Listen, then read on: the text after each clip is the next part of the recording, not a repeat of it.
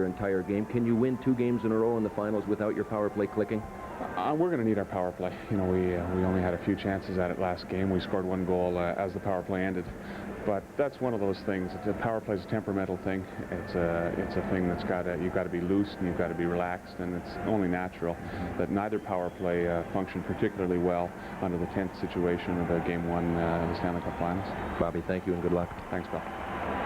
As you've undoubtedly noticed, the roof here at Civic Arena is very high. So also is the press box. As a matter of fact, the press box is 90 feet above the ice surface. Let's go up there now as they're chanting, "Let's go Pens," and hear from Jake McDonald. Well, Mike, talking to the Pittsburgh Penguins this morning, and especially to Coach Bob Johnson, he feels his team played under a handicap in Game 1. He would have preferred to open the series away from Pittsburgh, feeling that the team got caught up in all the accolades that were being handed out. Too many pats in the back. They weren't ready to play. He promised that his best players would play better tonight, and he pointed toward goaltending as being a key. In fact, centered out Tom Barrasso, saying that Tommy has to come up big if we have a chance here tonight. It's strange how these fans have reacted too, Mike. They feel that if the Pittsburgh Penguins don't win tonight, just like you said at the outset, this series could be all over in 4. The pressure is on here. It's an almost must-win situation for Pittsburgh, Mike. Everybody is standing now as the Penguins come on the ice. They've got the shout posters. They really don't need them right now. The opening face-off of our game is coming up in just a moment here from Civic Arena in Pittsburgh. Higher intensity, a faster game, probably a faster anthem too. We'll have the opening face-off after these words.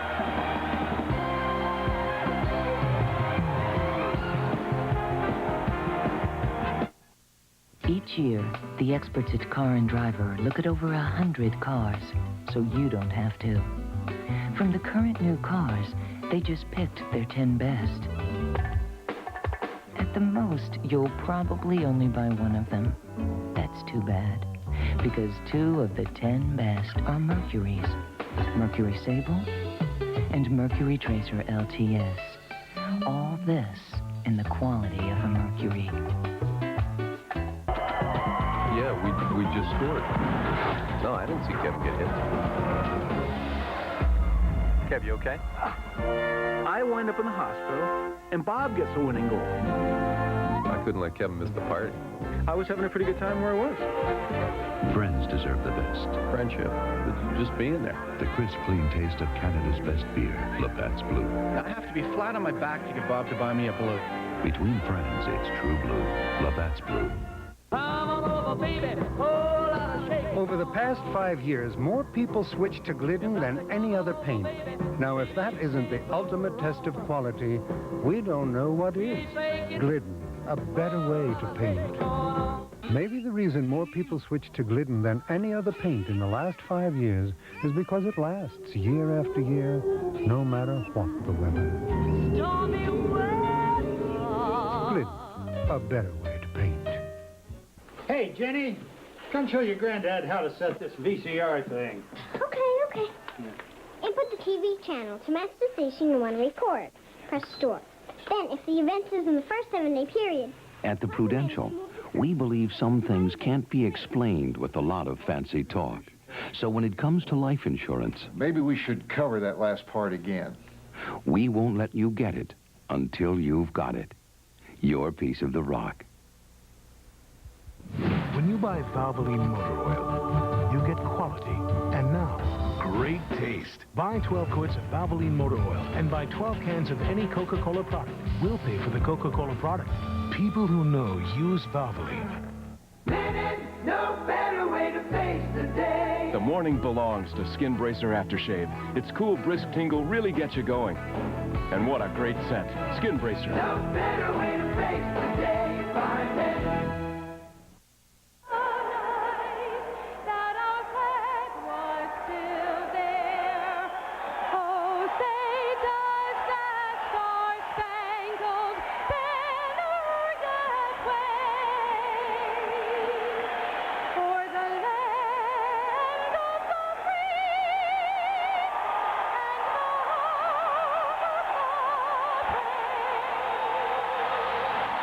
The first lineup change of this year's Stanley Cup final has been made. B.E. Taylor was replaced by Karen Wilson.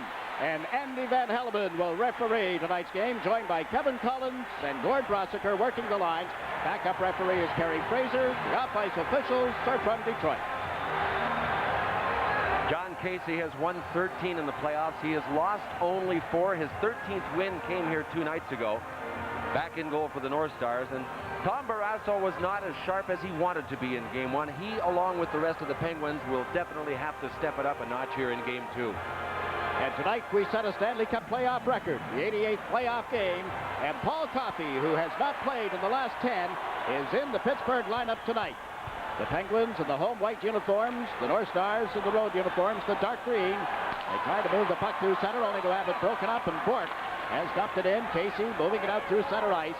And the Pittsburgh Penguins send Stanton back to recover. He's given it to Samuelson, playing the left side of the defense. The pass through center ice is to Lemieux.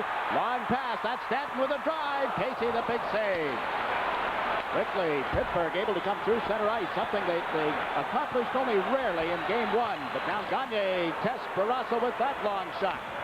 Stanton checks as he went back to the net and centered out in front and shot wide. McDonald was right there and had a great chance. He's got the puck again. Shoots one. Barrasso the stop. Barrasso puts the lumber on Gagne. Puck moved around the end boards.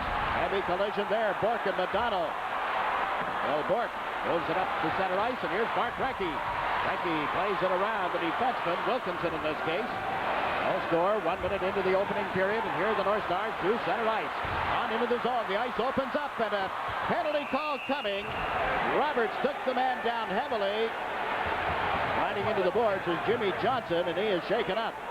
Boy, it looks like he's holding his face, Jigs. He went into the net so hard with the skates and his feet. Perhaps he got hit with a stick on the way to the net, but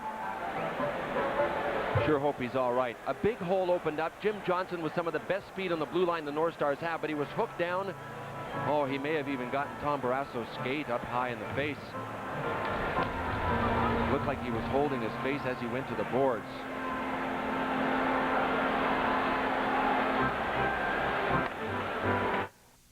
Tonight's game is brought to you by Mercury. See the exciting new line of 1991 Mercury automobiles at your Lincoln Mercury dealer. By Labatt's Blue, the crisp, clean taste of Canada's best beer. And by Skin Bracer Aftershave. There's no better way to face the day. Jim Johnson is still down. He is dazed. He doesn't appear to be bleeding. One more look at it as he cut between Ron Francis and Paul Stanton as he was spinning around, and you can see that before Stanton even, or Gordy Roberts, before Roberts stepped over him, he was already holding his face, and it looked like he made contact with the bottom of Tom Barrasso's skate or possibly his pad, but there doesn't seem to be any blood on the ice, so he's definitely not cut, but he is obviously shaken. And Roberts goes to the penalty box as a result. The penalty 1 minute and 7 seconds into the opening period.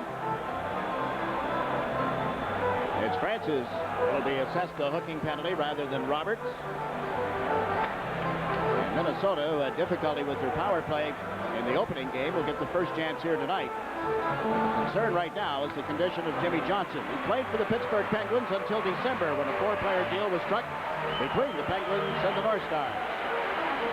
Well, both of the coaches have made lineup changes tonight. Bob Gainey has taken both Basil McRae and Shane Churla out of his lineup. This doesn't figure to be a real tough physical series anyway in a fighting sense, so they are out.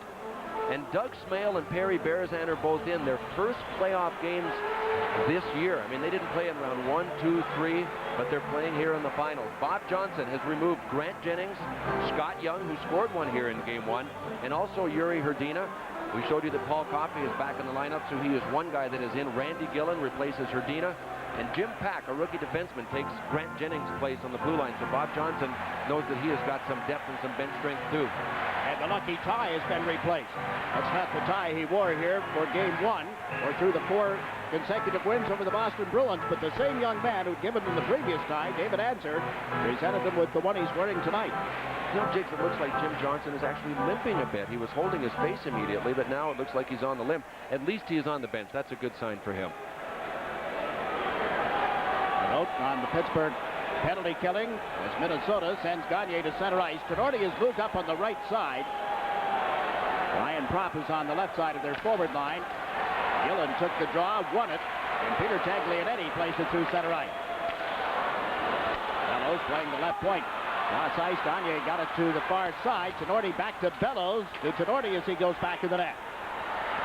Gordy can't spot anybody at the blue line. Not much movement on the power play, but here's Gagne with a shot. Barrasso down, and the rebound is handled by the Penguins, and the net is on. 24 seconds into the power play, we get a whistle. These nets very loose. The magnet's not holding them in place. So Andy Van Hellemond immediately signaled the faceoff will go outside, but typical Minnesota power play, get it to the front of the net. And you can see they don't have an outnumbered situation. The 4 Penguins collapse back in because they know that the North Stars are just going to drive and hammer away at it and try and outman them in front. But Peter Taglianetti really put the stick, as you may have noticed, to Brian Propp's back. And they were able to survive this whole attack. But then when Gordie Roberts shoved Dave Gagne face first against the net, it popped off, and sure enough, Andy Van Hellemond signaled the face-off outside. Dave Gagne didn't seem to argue it, but it was Roberts who pushed him into it. With that call, that's something that Pittsburgh had indicated they wanted to have happen. Getting the face-off outside the line, and now Taglianetti got it to the point, but no further. Ryan Bellows dumps it in. Taglianetti can't clear it out. Here's Gagne to the side of the net. A backhander stays wide. Rotten after it. Knocked away from him. And held at the blue line by Tenorti. North Stars moving around the boards, and the Penguins are able to clear it out. Rotten gets pushed off the puck by Airy, and the Penguins are chased back. That's Bellows in a collision with Taglianetti. Lemieux can't control it. Tenorti has lost his helmet, but controls the puck. That was Lemieux that came up high on Tenorti and just popped his helmet off as if there was an explosive cap underneath it. It just came flying off his head. Crowd reacting to the penalty killing of this Pittsburgh club. Up the ice comes Broughton. Across the line, slowed up by Mullen. Gets to the backhand, shifts to the forehand, centers. It's in the goal mouth and cleared aside. The Penguins trying to clear it and succeed with a 2-on-1. Mullen takes the pass from Gillen, comes in, shoots. Bad save, the rebound for Gillen. Can't get it by John Casey. Minnesota clearing it out of the zone. Not far enough for an icing call, and quickly the Penguins come to center, but with a 2-line pass accepted by Mullen, while on the Minnesota side of the center ice stripe, the crowd letting this Pittsburgh penalty killing squad hear about it. Great appreciation. They were sure successful in game 1. The North Stars had 5 power plays. They didn't score on any. Technically, they were in 1 formation. But here on a shorthanded 2-on-1, Joe Mullen's shot goes right into John Casey. Talk about the worst place to end up with the rebound. Randy Gillen ended up exactly where John Casey had fallen, so that Casey was between Gillen and the net. But Joe Mullen took a real good look before he shot. Casey, as usual, out challenging, very aggressive on the play, and finally, help came back. But those are the kind of breaks that were hard to come by for the Penguins in game 1. Now the North Stars with the face-off in the Pittsburgh zone, and still 25 seconds left on their power play. Bobby Smith with Madonna on the right side. Little jostling as Stanton moved up. Linesman Kevin Collins with some words for Stanton. Now he steps in. Gillen wins the face-off. Samuelson blasts it off the boards and down the ice. One of the biggest reasons that Gillen is back in the lineup instead of Yuri Hrdina, the Pittsburgh Penguins did not fare well in the face-offs in game 1 here, and Gillen's one of their top guys. He was very effective in the series against Boston in games played here, Bill, but not so much at the Boston Garden. Minnesota elects to shoot it in. The hard around ends up here on the left side, and the Penguins give up the puck. Mike Modano holds it, pulled it away from Lemieux, centered, only to have Samuelson clear it the length of the ice. Casey will handle it. Retains it 6 aside. That avoided an icing call. Now the North Stars trying to come out. Smith right on the left wing boards with a pass into the middle. Poked over the line. Modano gets checked.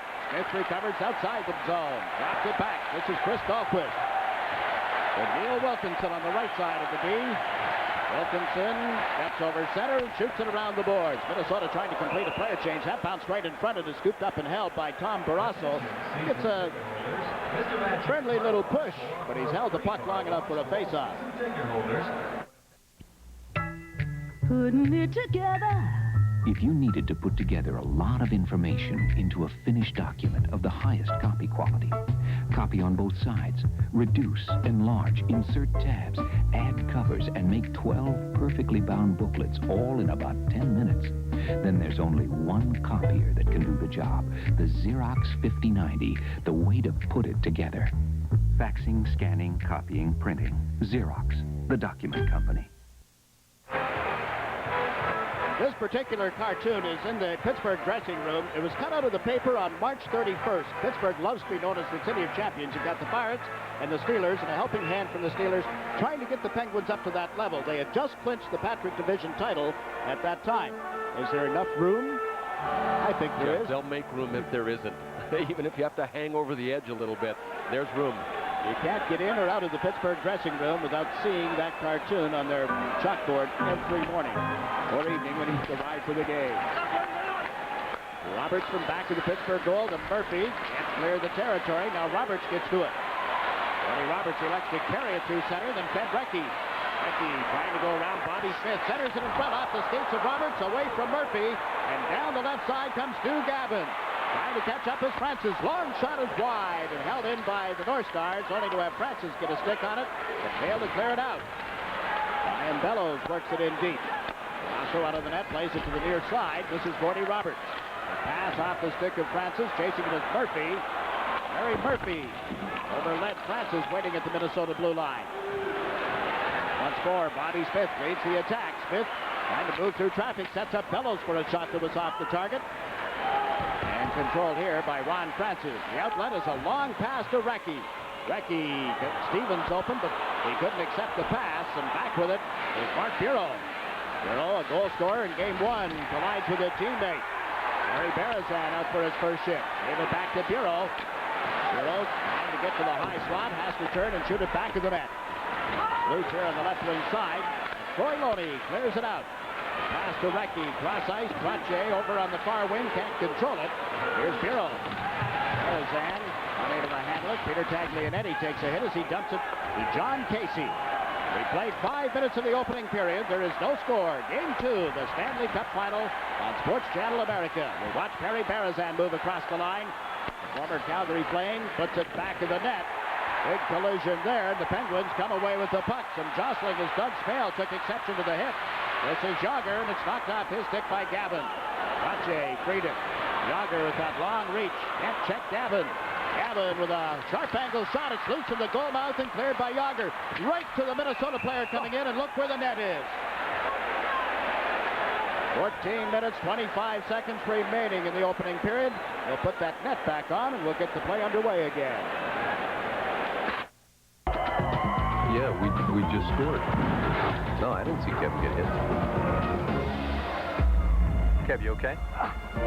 I wind up in the hospital, and Bob gets a winning goal. I couldn't let Kevin miss the party.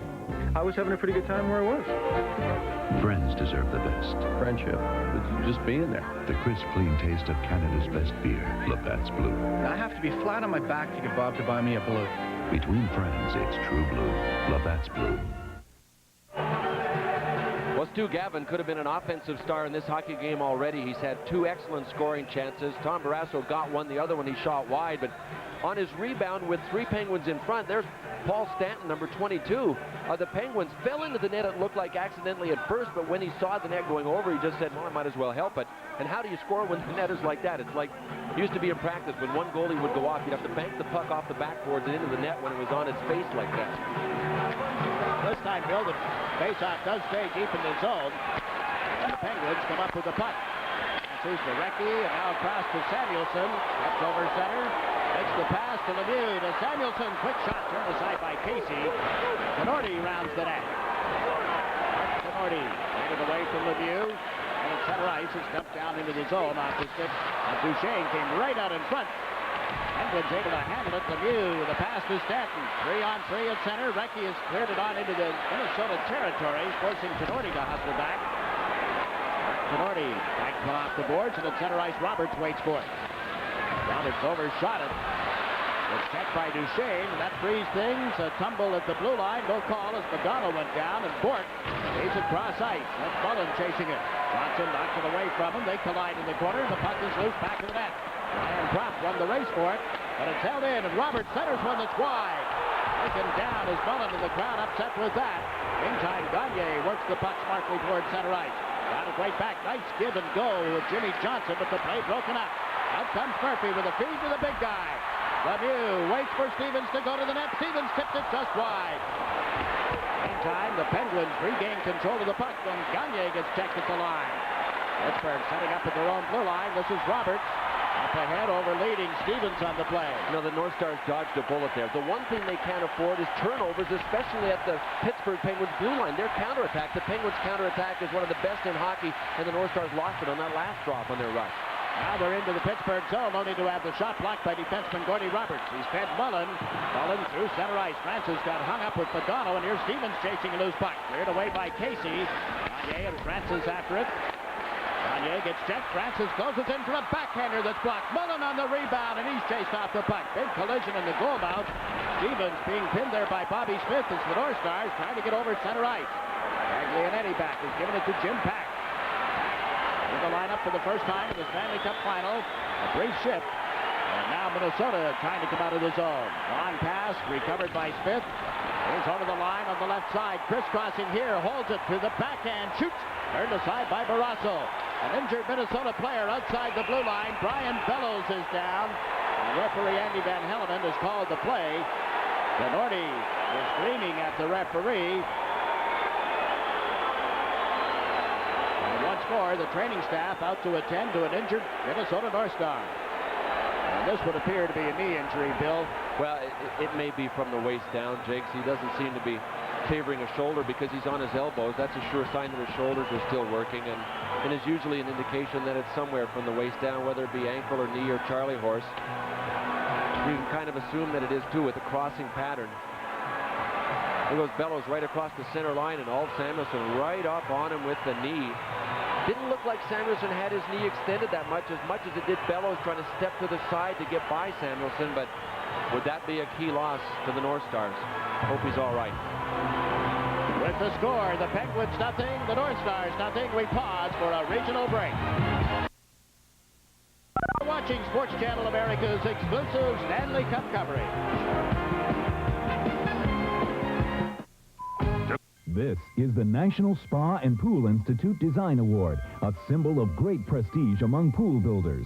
In the last 15 years, Pool Doctor has earned no less than 10. But our commitment to excellence is demonstrated by more than just awards. Only the finest craftsmanship and materials are used when constructing a Pool Doctor swimming pool or spa. Awards are nice, but they don't make a great pool company. Building great pools does. The Pool Doctor, 368-1330. Well, Brian Bellows is still in pain, but at least he also was on the bench. And I said it's a good sign that he's on the bench. If he was that bad, he would be in the dressing room right now. So Brian Bellows will most likely be back. And as play gets underway, the Penguins trying to come out of their own zone. Yager over on right wing is checked. Barrasso jumps in the air to knock that down, and his teammates help out here. Impact playing it up the board. Trottier will chase it through center ice. Hustling back for Minnesota is Brian Glynn. Failed to clear it out. Airy knocked it down. Crashes into Glynn. And Minnesota with an effort to move it out. Broken up as Berezan reached for it. Knocked down again. And brought down this near side. Long drive by Chambers misses the net. Rebounds out towards center where Trottier will recover. Ryan Trottier to Yager is over the line. Shoots one. Turned aside by Casey. Trottier on the right side trying to put it back to the net. Hero lost it. Here's Yager turning. Draws a couple of people toward him. Has the puck in his skates. Gets it on the stick. Then can't center it. Right into a good solid check. And he is still being bothered on the play by Glynn. Trottier centers it from the side of the net. Casey lays that up the boards and out towards center ice for Berezan. How handy is it to have a sixth guy back there, a third defenseman? John Casey just seems to take charge whenever he has to, and now Andy Van Hellemond's going to take charge. Penalties coming here. Samuelson's in the middle of it again. Danielson has become a target very early. Minnesota and Pittsburgh caught in a player change here. A lot of traffic in front of the benches. And referee Andy Van Hellemond appears to be penalizing only one player, a Pittsburgh player, I believe. He's got Bob Airy. Ryan Trottier readjusting the shoulder pads. He'll go for a rest. And Minnesota is going to go to the power play. Each year, the experts at Car and Driver look at over 100 cars, so you don't have to. From the current new cars, they just picked their 10 best. At the most, you'll probably only buy one of them. That's too bad, because 2 of the 10 best are Mercury's. Mercury Sable and Mercury Tracer LTS. All this in the quality of a Mercury.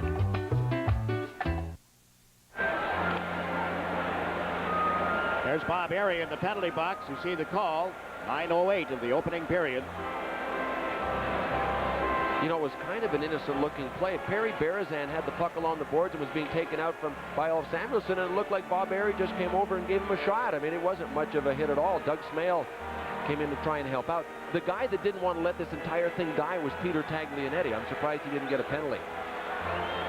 Only the one call, and Minnesota's on the power play for the second time in this game. Each team has had 6 shots on goal. Gagne will be at center ice. Brian Bellows is back out on the ice. He's playing right wing. Samuelsson is shoulder to shoulder with Bellows on this faceoff. They bump one another, and the North Stars are forced down the ice after Stanton got control of it. And Stanton and Prop exchange with the sticks at center ice. Here's Tenorti starting out. Tenorti with a pass that was behind Bellows. Gagne reaching for it has cleared it into the Pittsburgh end of the ice. Barrasso play it up along the right wing boards, and it goes out of play. The referee is indicating it was touched by someone before it cleared the glass, so there is no delay of the game penalty on Barrasso. You know, revenge is something that has to be absolutely secondary for all these players. Brian Bellows, we had mentioned, lined up beside Ulf Samuelsson. But remember, before Game 1, I asked Brian, what do you do if Ulf Samuelsson tries to make you a Cam Neely and comes after you all the time? And that's when he pointed out that he's faced all kinds of tough defensemen, from Dave Manson to Scott Stevens, and that he didn't want to get emotionally wrapped up in it. Well, this may be the test now for Brian Bellows. Samuelsson has already made his presence felt earlier in this game than he did in Game 1. Samuelsson here is shifted over to the right side of the defense with Stanton coming to the left. Minnesota, remember, with a power play on the ice. Prop, Gagne and Bellows, Tenorti and Broughton. And filling it off, Randy Gillen and Joey Mullen up front. Samuelsson and Stanton on defense. Just joined us, there is no score. This is Game 2, the Stanley Cup Final. Minnesota leads 1-0. Ball start on the draw. Brock will line up again on the left side of the circle. Mullen wins the draw from Gagne, and Samuelsson plays it around the board. Mullen checked by Tenorti. Minnesota unable to keep control of the puck. Now they get it to Prop, and Samuelsson beats him. Heavy collision. Prop without a helmet. Has the puck, however. Can't center it. Now he gets it to Brian Bellows. Back it goes. This is Broughton to Tenorti to Gagne.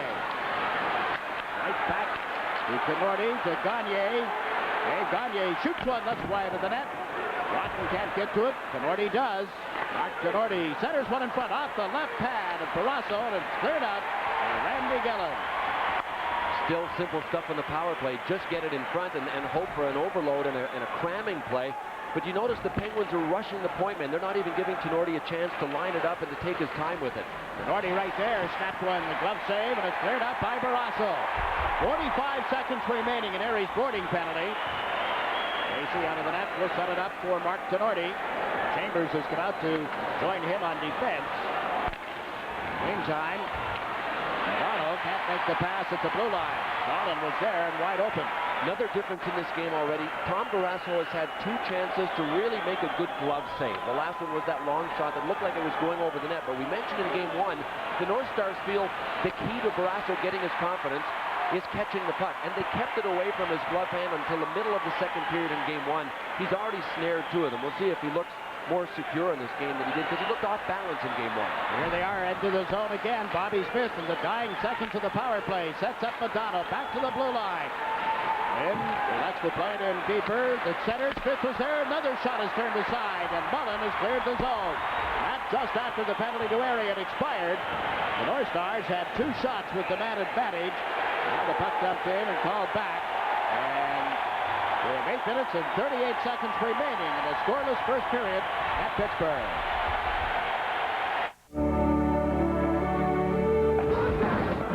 Now how am I going to get there? It'll be great to see the guys again. I wonder if they'll all show. I just gotta get there. I'm trying to make my way back to the Brackendale River. Friends deserve the best. This is great. They all showed up. The crisp, clean taste of Canada's best beer, Labatt's Blue. What took you so long? I had a little car trouble. Between friends, it's true blue. Labatt's Blue. Elvis is with us. Can you give us a couple of bucks? That's line. Well,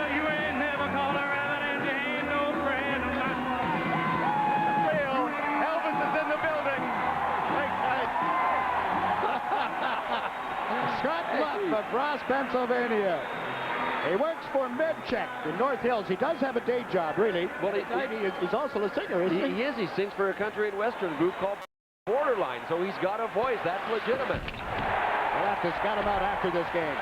Big time. Here's a chance developing in front of backhander off to Russell.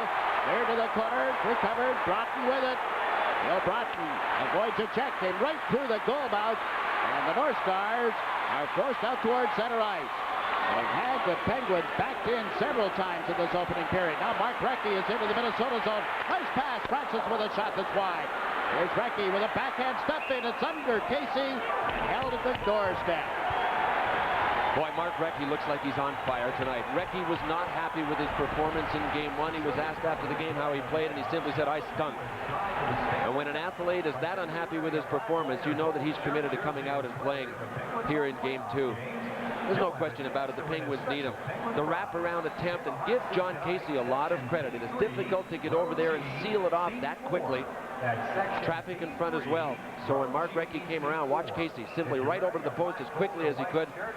Classic stand-up style, might have gone over and actually leaned against the post, but not John Casey. And Kevin Stevens wants to come out bigger and stronger. That hit on Stu Gavin tells you how committed he is to Game 2. Although Stevens had a big hit in the first shift. Remember, he knocked down Chris Dahlquist, and I said, boy, Stevens looks like he's ready, but he tailed off after that in Game 1. Now Stevens on the left with Francis in the middle and Recchi on the right side. Recchi trying to knock it away from Tenorti, but Dolan has it. Dolan moves it towards center for Bobby Smith. Long shot, gloved and dropped off by Tom Barrasso. Larry Murphy playing it around the board. Stevens can't get it out of the zone. Murphy will try the other side of the ice. Flips it up the boards toward Recchi. He's backhanded it to the line, and Smith had that well read. Larry Murphy flips it out of the zone. Shot right back in by Bobby Smith, and its effort is blocked by the linesman. So Murphy gets a chance to play it. His pass to Recchi didn't materialize, and then Recchi is taken down by Tenorti. He gets back into the play here as Brian Klopp moves the puck out towards center ice. Back on it is Stanton. Recchi uses the boards to dump it in. Again, Tenorti got a chunk of them. The puck ends up here in the right wing board. The North Stars fail to clear it out. Samuelson dumped one off in front. That's broken up and brought back by Smith. 3-on-3. Smith cutting to the wide side here. Puts it in front. Prop sets up Madonna. He got checked before he can shoot it. Bobby Smith centers one in front. The late penalty call coming as Loney touches the puck. The third penalty in a row is called against the Pittsburgh Penguins. 6 minutes, 54 seconds remaining in the opening period. Game 2 at Pittsburgh. And the Minnesota North Stars will put the power play out for the third time in this period. When you buy Valvoline motor oil, you get quality, high performance, protection, and now, for a limited time only, great taste. It's Valvoline's 125th birthday. And right now, when you buy 12 quarts of Valvoline and buy 12 cans of any Coca-Cola product, we'll pay for the Coca-Cola product. People who know use Valvoline. With other motor oils, you just won't get the great taste of Coca-Cola Classic. Penalty is on Mark Recchi of the Penguins. 2 minutes for cross-checking. And Jiggs, he just ended up with a level of frustration that was out of control. Remember, he locked skates with Tenorti and nothing was called. Well, after that, he boarded Chris Dahlquist and nothing was called. And it was like he had set his phaser on something other than stun and was bound he was going to get somebody before it was over. But you can't think that way. Mark Recchi didn't cool down in time. And this Minnesota power play, which has stumbled in this series, can only go so long without putting one on the board. When they do, they'll establish a new Stanley Cup playoff record for most power play goals. Smith at center to take this face-off against Randy Gillen. Smith won the draw. The North Stars set up at the point. This is Chambers. Up toward Glynn, holds it, now sets up Glynn for a long shot that's blocked by Mullen. Mullen chasing it to the left wing boards. Glynn gets back to knock it away from him. Now Chambers to handle the puck. John Chambers. O'Donnell went up and down, but from their own side of center ice, Barrasso played it. That avoided an icing call. Stanton tries to tie up Dolan. Here's Smith from back of the net. O'Donnell open in the corner, takes the pass. Leads it to the blue line off Chambers' stick. Now he lets one go, and it's tipped high and wide by Bobby Smith, and that puck ends up in the seats. Well, the onus now will be on Bobby Smith and his power play mates. The Pittsburgh Penguins are forcing them all over the place, and basically they are saying to Bobby Smith and his guys, we're not going to give you those long shots and allow you to overload the front of the net. What happens then is when the puck goes back to a Mark Tenorti on the point and he's got somebody rushing, people like Bobby Smith have to adjust out of their normal position, perhaps in front for a rebound, and move to the side to give the guy on the point an out. It throws them off and it takes them away from what they like to do best, but we'll see if they can adjust. The onus now is on the North Stars power play to read it and react to it. Lemieux has come out as a penalty killer. Harry is the other forward. Roberts and Taglianetti on defense as we watch Neil Broughton dump one in. Actually fired it in hard. Roberts is able to clear it out. Forward is Tenorti. Broughton. It's their power play combination on defense. Broughton, the forward, dropping back to play the left side. Handles it here. 2 goals in the opening game the other night. The pass was behind Bellows there, and Taglianetti slaps it through center ice. 53 seconds remaining in Recchi's cross-checking penalty. Minnesota having trouble making that pass at center, and Taglianetti feeds it up to Bob Airy. Airy off the right wing boards. Lemieux dragged down as they headed to the net. Airy with a shot. He scores!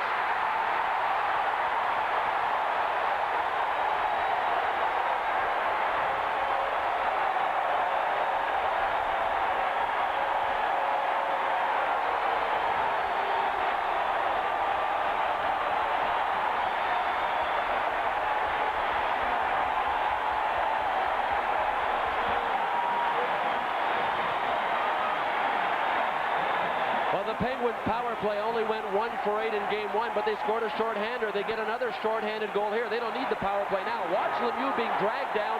There was a delayed penalty on. Didn't matter. Bob Airy decided to go his own way, and he stopped.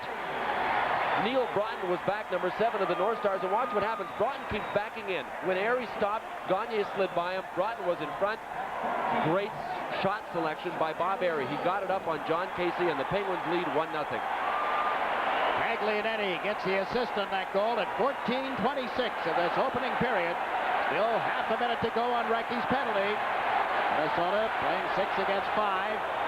Samuelson gets cuffed by Bellows. Samuelson has the puck underneath him and play is called. And Bellows is being challenged. Words from Randy Gillen.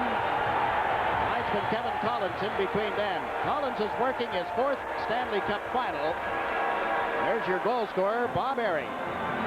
You know what I noticed after the goal was scored, Jigs? Just how hard Mario Lemieux cheered. I mean, he was psyched. Give Bob Airy a lot of credit. You know that he's isolated on a forward, and that Neil Broughton may not react the way a defenseman should. And Broughton there should have gone to Bob Airy, but he didn't. He backed off of him, typical of a guy that doesn't play the position. And you might have gotten a glimpse at the bottom of your screen of Mario jumping into the air. How bad does he want this game and this series and this cup? That's the 4th playoff goal for Bob Airy. Only 1 in the last dozen games of the regular season. He's found the touch, and now the North Stars applying pressure. Centering pass, blocked in front. Gagne got to it, couldn't shoot it. That drive from Glenn is deflected, and there's a penalty call coming here. North Stars down on the deck. They give the puck away, and Gillen's clearing effort goes for naught. Another penalty against the Penguins. This one will be for holding on Samuelson. Bellows getting back to his feet. And Minnesota one more time with a man advantage. No better way to face the day. The morning belongs to Skin Bracer Aftershave. Its cool, brisk tingle really gets you going. And what a great scent. Skin Bracer. No better way to face the day. Find it. This bench gets a professional finish with Krylon spray paint. No runs, no drips, no errors. Dries to the touch in minutes. The other brand's still tacky. Wow! What a game! Good game, Mr. Euchre. He's a lot tougher than he looks. For a fast, smooth, professional finish, get Krylon. Samuelson takes the penalty 15 minutes, 12 seconds into the opening period. They made Brian Bellows pay a little too high a price along the boards, but one thing the Penguins are doing are protecting a little better. And you notice that all of the North Stars in front aren't able to get their shots. And it was actually Samuelson, I don't know, could have been on Brian Propp, it could have been on Dave Gagne. Samuelson, and there's Stanton taking down Brian Bellows as well. So when you get in that close, it's so difficult in that quick pace, and at that speed you can see how fast things are happening. How do you tie up a guy's stick when it's moving that quickly? You get in that close with enough people, sooner or later you almost always either score or draw a holding penalty, and that's what the North Stars did. Ron Francis is charged with winning the faceoff on Bobby Smith. Pittsburgh comes up with the puck, wrapped it around the boards and away from the defenseman, Brian Glynn. Glynn and Chambers on the points. Smith working with Madonna, and Bellows has the forwards. Handling it here. Madonna got it in hard around. Lemieux crunched him on the boards after he had dumped the puck in. John Chambers at the point. Plays it into the corner. That's Dolan. Dolan has replaced Bellows. And Bobby Smith after the puck. It's tied up by Lemieux. Now reacting to the check thrown by Lemieux. There's Alf Dolan with it now. Dolan trying to get it to Smith. That was blocked by Taglianetti. Dolan once more turning on the Pittsburgh defenseman. And there's Lemieux. Digs it loose and puts it back in the net. Cody Roberts, nice play around the boards and out of the zone with a pass for Lemieux. Lemieux moves across the line, working on Brian Glynn, trying to move around him, does, and shot it wide. Lemieux got decked by Glynn, back of the play. Moving up here is Bobby Smith. Shovels it across the line, and Mullen trying to clear that. It was blocked. Comes loose, and Mullen with a feed here to Gillen. He's one-on-one with Tenorti. Mullen up to join the play, and the hard shot is wide of the net. Joey Mullen lost it to Brian Bellows and takes it away from him. Mullen trips as he tries to put it in the slot, and there will be a penalty against Minnesota. Trot controls the puck, the play called. 36 seconds remained in the penalty to Samuelson, and the North Stars run into this hooking penalty. Rule number one when you're killing a penalty: if you're in the offensive zone and somebody lays a stick on you and has to hook you back, persevere, keep your legs turning, and that's what Joe Mullen did to draw the penalty.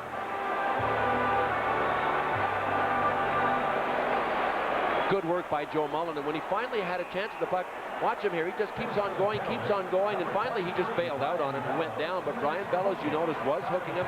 That's a legitimate call, even though Joey Mullen made it look good. And Robocop was out there. No, not Samuelson. Mario Lemieux. He took Madonna into the boards just where the glass starts.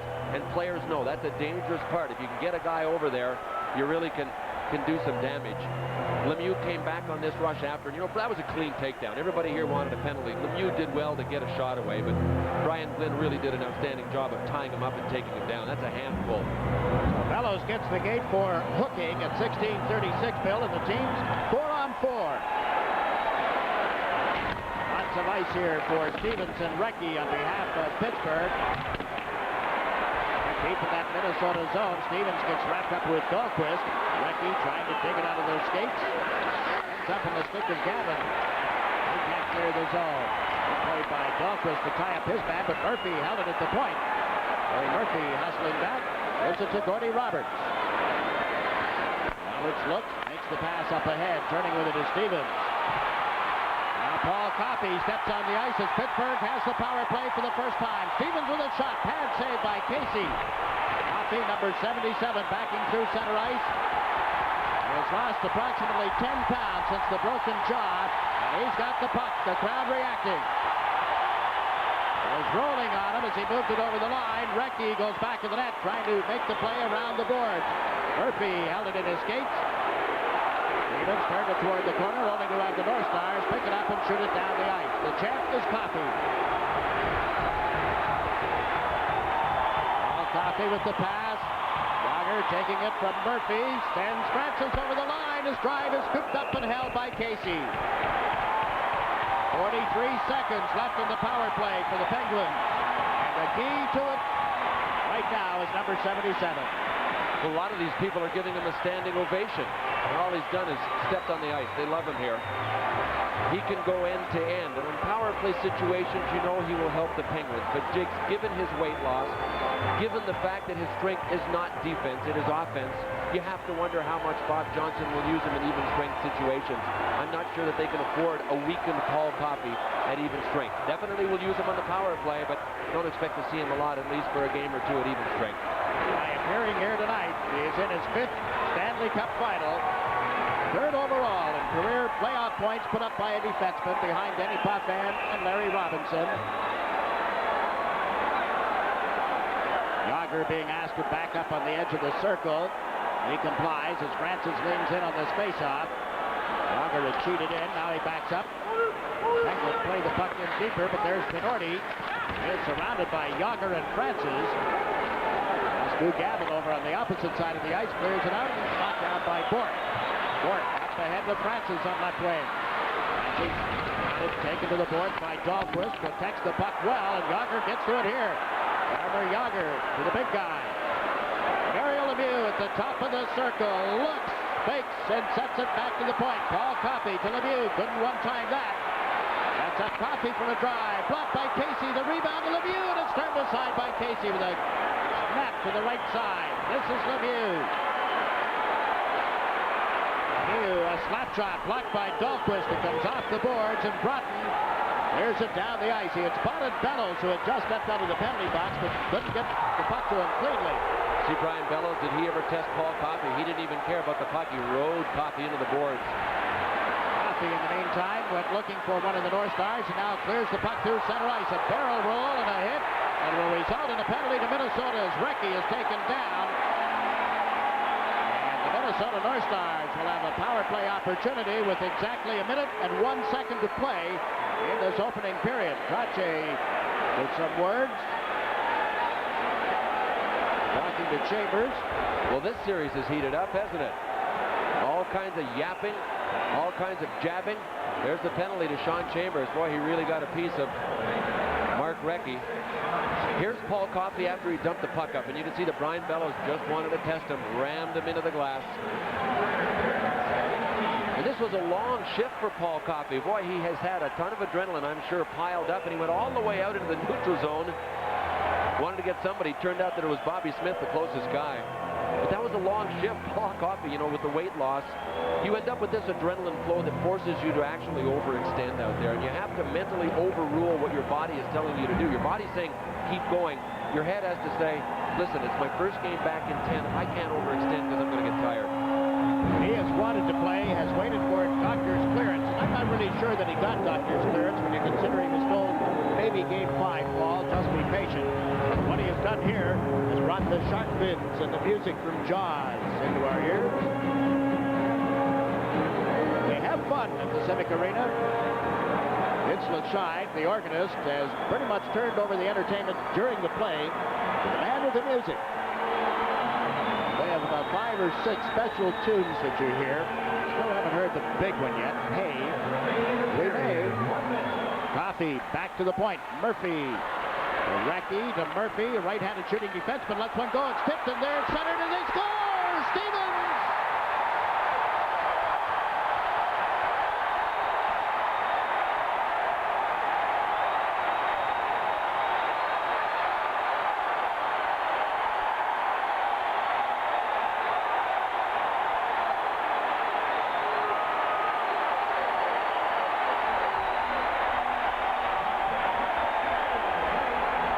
Special teams all the way. This time a power play goal. But a Minnesota formation. The Penguins do something at the North Stars. It's usually the other way around. Watch this. Murphy in deep. They end up with a 2-on-1 in front. Stevens is on the right of your screen. Lemieux is on the left. Stevens to Lemieux, and give Mario Lemieux a ton of credit. He didn't even try to shoot. He popped it back to Stevens, and this wasn't even a 2-on-1 in front. It was a 2-on-none. Chris Dahlquist had moved up and really got caught on the play. So the Penguins use a North Stars formation in front and score and lead it 2-0. Stevens with his 14th in the playoffs. He just gave the puck away at the line, and that drive is wide of the net. Nolan moving in.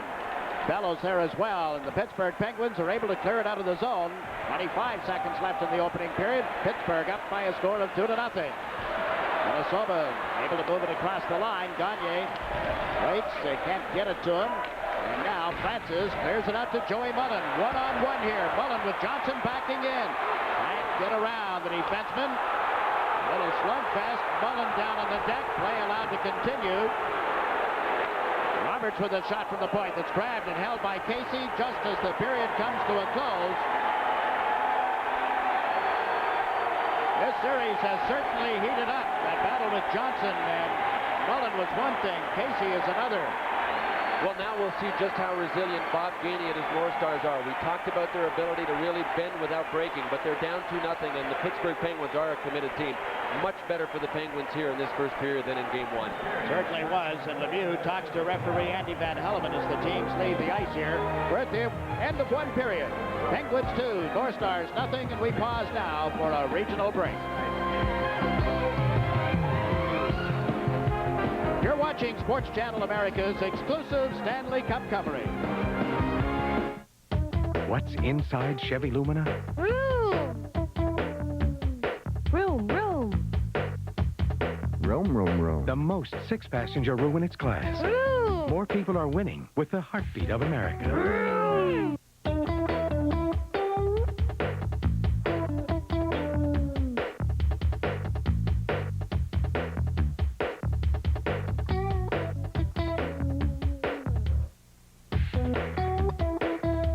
Hello? Hi, honey. I just checked in. How was the flight? Bad food, good movie. I miss you. I miss you, too. I feel so alone when you're not here.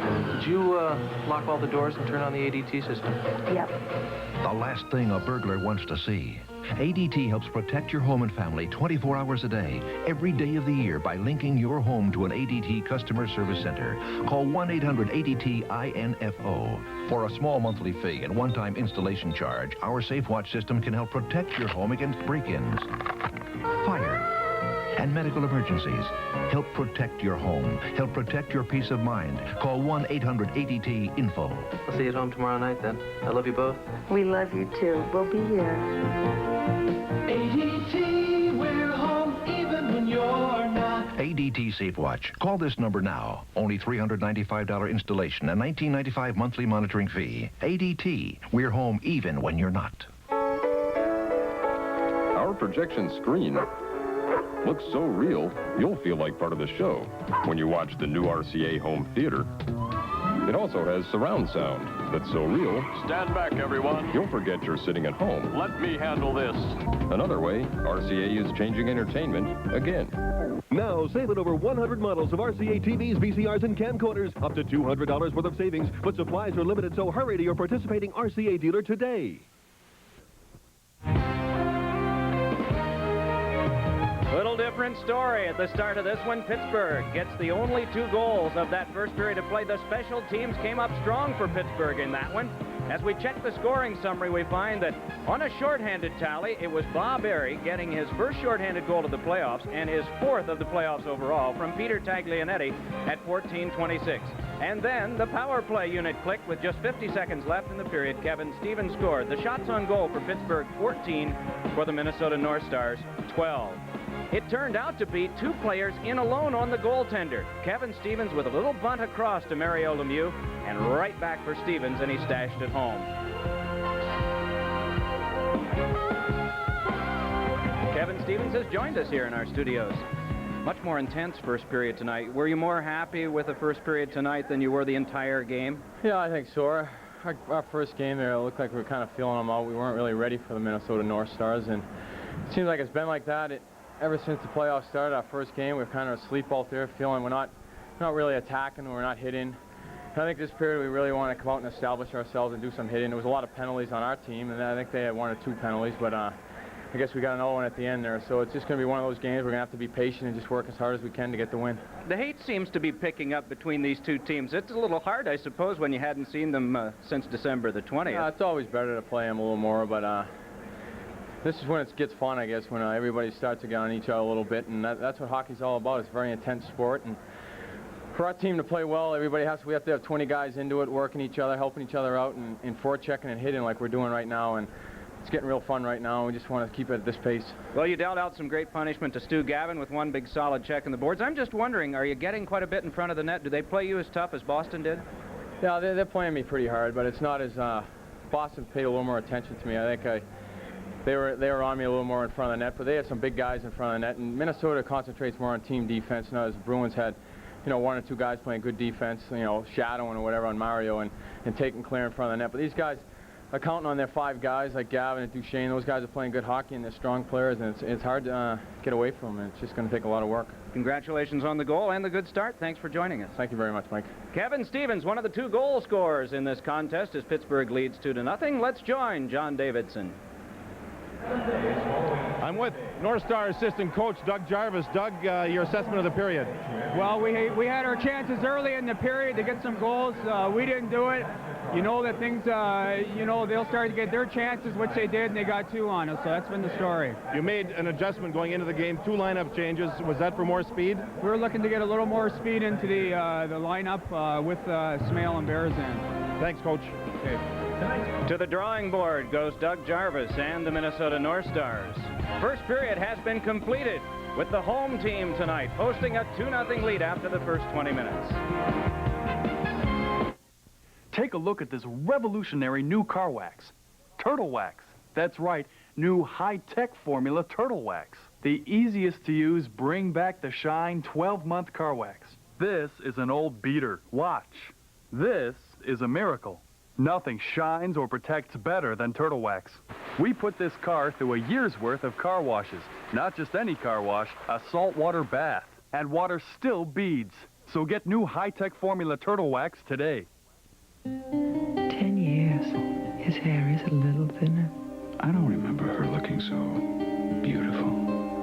Not bad. Our next chalk. Hello, stranger. I'm hardly a stranger. Well, you are late. I know. You shouldn't have waited 10 years for this.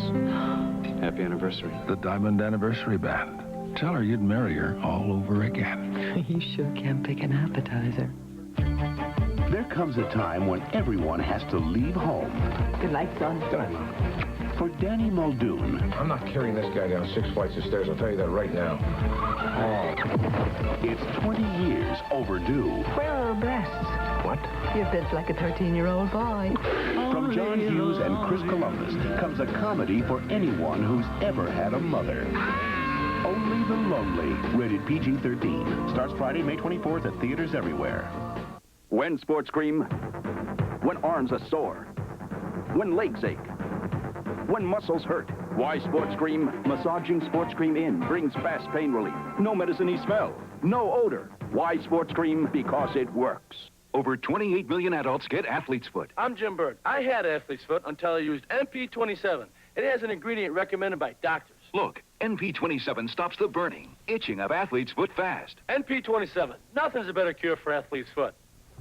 People love the convenience of fax machines. What most of us don't like are funny paper faxes that curl up and are hard to read.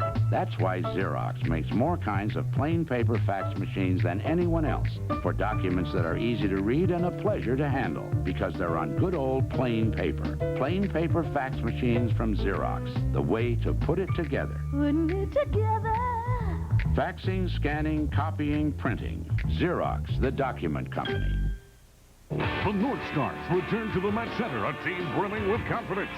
The home ice advantage is theirs, and this Cinderella squad is ready to put the Penguins and Mario Lemieux on ice. See it live at 8 Eastern on Sports Channel America Sunday.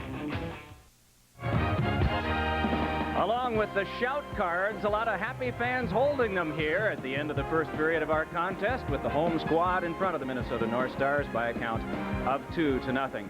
Outside this civic arena, there are huge semi-trucks. There are miles of cable running to those trucks, satellite dishes posted all over the place, because this game is going all over Canada as well as the United States. We thought it'd be interesting to take you back to Game 1 and pick up Bobby Smith's winning goal. The call as made by the 5 different broadcasters. He saw Erie to the corner of his eye. Lemieux is up in it. Here come the North Stars. Rambling back into the Penguins in. Man open is Gavin. Here's Bobby Smith with a shot. He beats Barrazzo on the backhand shot off his shoulder. It went in. The North Stars have the lead 5-3. 3-on-2. Stars come back. Here's Bobby Smith's shot. It's scored! Bobby Smith just powered his way through traffic and backhanded one on to Barrazzo. 4-3 Minnesota, and they're coming in led by Bobby Smith. Backhand scores! Bobby Smith with a burst of speed. Aurait pu faire une différence. Là, c'est Bobby Smith qui tire du verre et le but. Partie supérieure. That's une chance unique à un bout de patinoire, le retour et une belle poussée de Bobby Smith. Back come the Penguins into their own zone, being chased 3-on-2 for the North Stars, and a backhander, they score! Bobby Smith! Mike and Doug and Bob and Claude and Jiggs have all taken a little bit of a break here between periods, but John Davidson won't. He'll be back with us in just a moment. Let's pause for this regional break. You're watching the Stanley Cup Championships on Sports Channel America. The Giants led by a single point. 8 seconds remain. The stage was set for a heart-stopping finish in what would become the greatest Super Bowl ever. And now Sports Illustrated presents True Blue. Giant steps to the Super Bowl, highlighting all 16 regular season games, the playoffs, and the Super Bowl. This new video is free with your paid subscription to America's #1 sports magazine. Call toll-free and get over 50 minutes of power football, plus Sports Illustrated at over 55% off the cover price. You can pay by credit card and enjoy 23 weeks of in-depth coverage, including our college and pro football previews and the 92 swimsuit issue. All for 3 easy monthly installments of $9.99 each. Just put it on your credit card. So call now for Sports Illustrated, along with this unforgettable video free.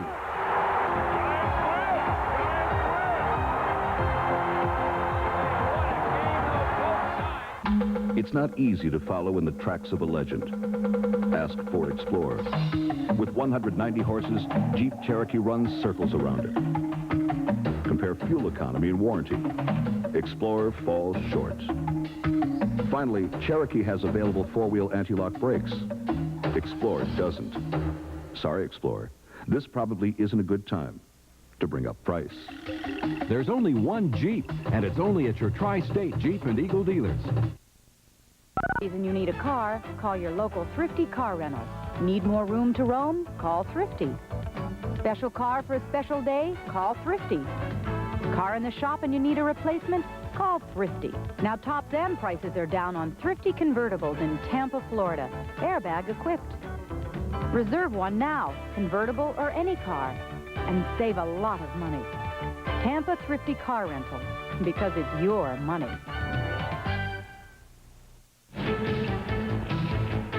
The Zamboni has made its sweeps here at the Civic Arena in Pittsburgh, with the home team ahead of the Minnesota North Stars by a count of 2-0. John, observations on that period? Well, Mike, a lot of specialty team work throughout this series to this point, and of course, you look at the Penguins, who did not have a shorthanded goal all through the playoffs until the series started. They've got 2 already, and it seems as though they just feel that with the North Stars power play, which has been so good, why not be aggressive and try to force turnovers in all zones? Now, you see 2 of the penalty killers right here, forcing the man with the puck, and because they're forcing him, he has to make the long cross-ice pass. We'll see him try and make it. That's Dave Gagne, and here you see it broken up, and this right here, as we stop it, that's Mark Tenorti, the only defenseman on the ice for Minnesota. So what happens when he's up ice and gets caught, that means that there's forwards back. Now, if we stop it again, we'll see Dave Gagne pick up Lemieux, and we're going to see another man back here, and that will be Broughton, who plays the point on the power play. So all of a sudden, it's a 2-on-2, but the 2 from the North Stars, as we see right here, if we stop it, we're looking at 2 forwards that are back in the defensive zone. The defenseman Tenorti is way up ice. Now, Lemieux here is going to drive to the net and draw a penalty if he can. No need.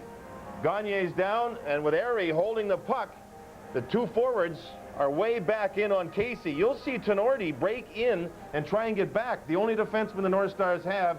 By the time he gets back, there he is. It's too late. Well, you were speaking of penalties, and we were talking about Minnesota being on the power play when that goal by Bob Airy was scored. They're going to be on the power play again at the start of the second period. Right at the horn, Pittsburgh was caught for having too many men on the ice. Well, it's interesting. The North Stars, that gives them something to build on during the intermission, but the Penguins certainly had their power play going a little bit better, and Coffey seemed to just to add something in the building. Maybe just a little adrenaline they needed. Yeah, and a lot of speed, too. We'll be back with the start of the second period in our game after these words.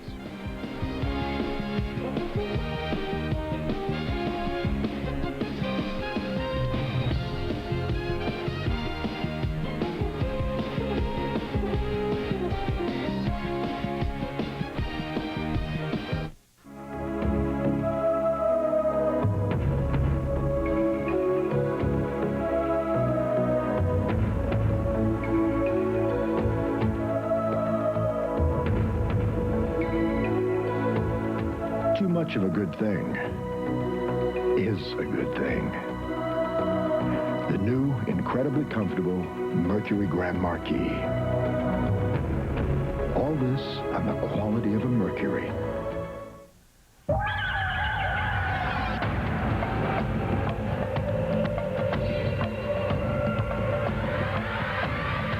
This is it.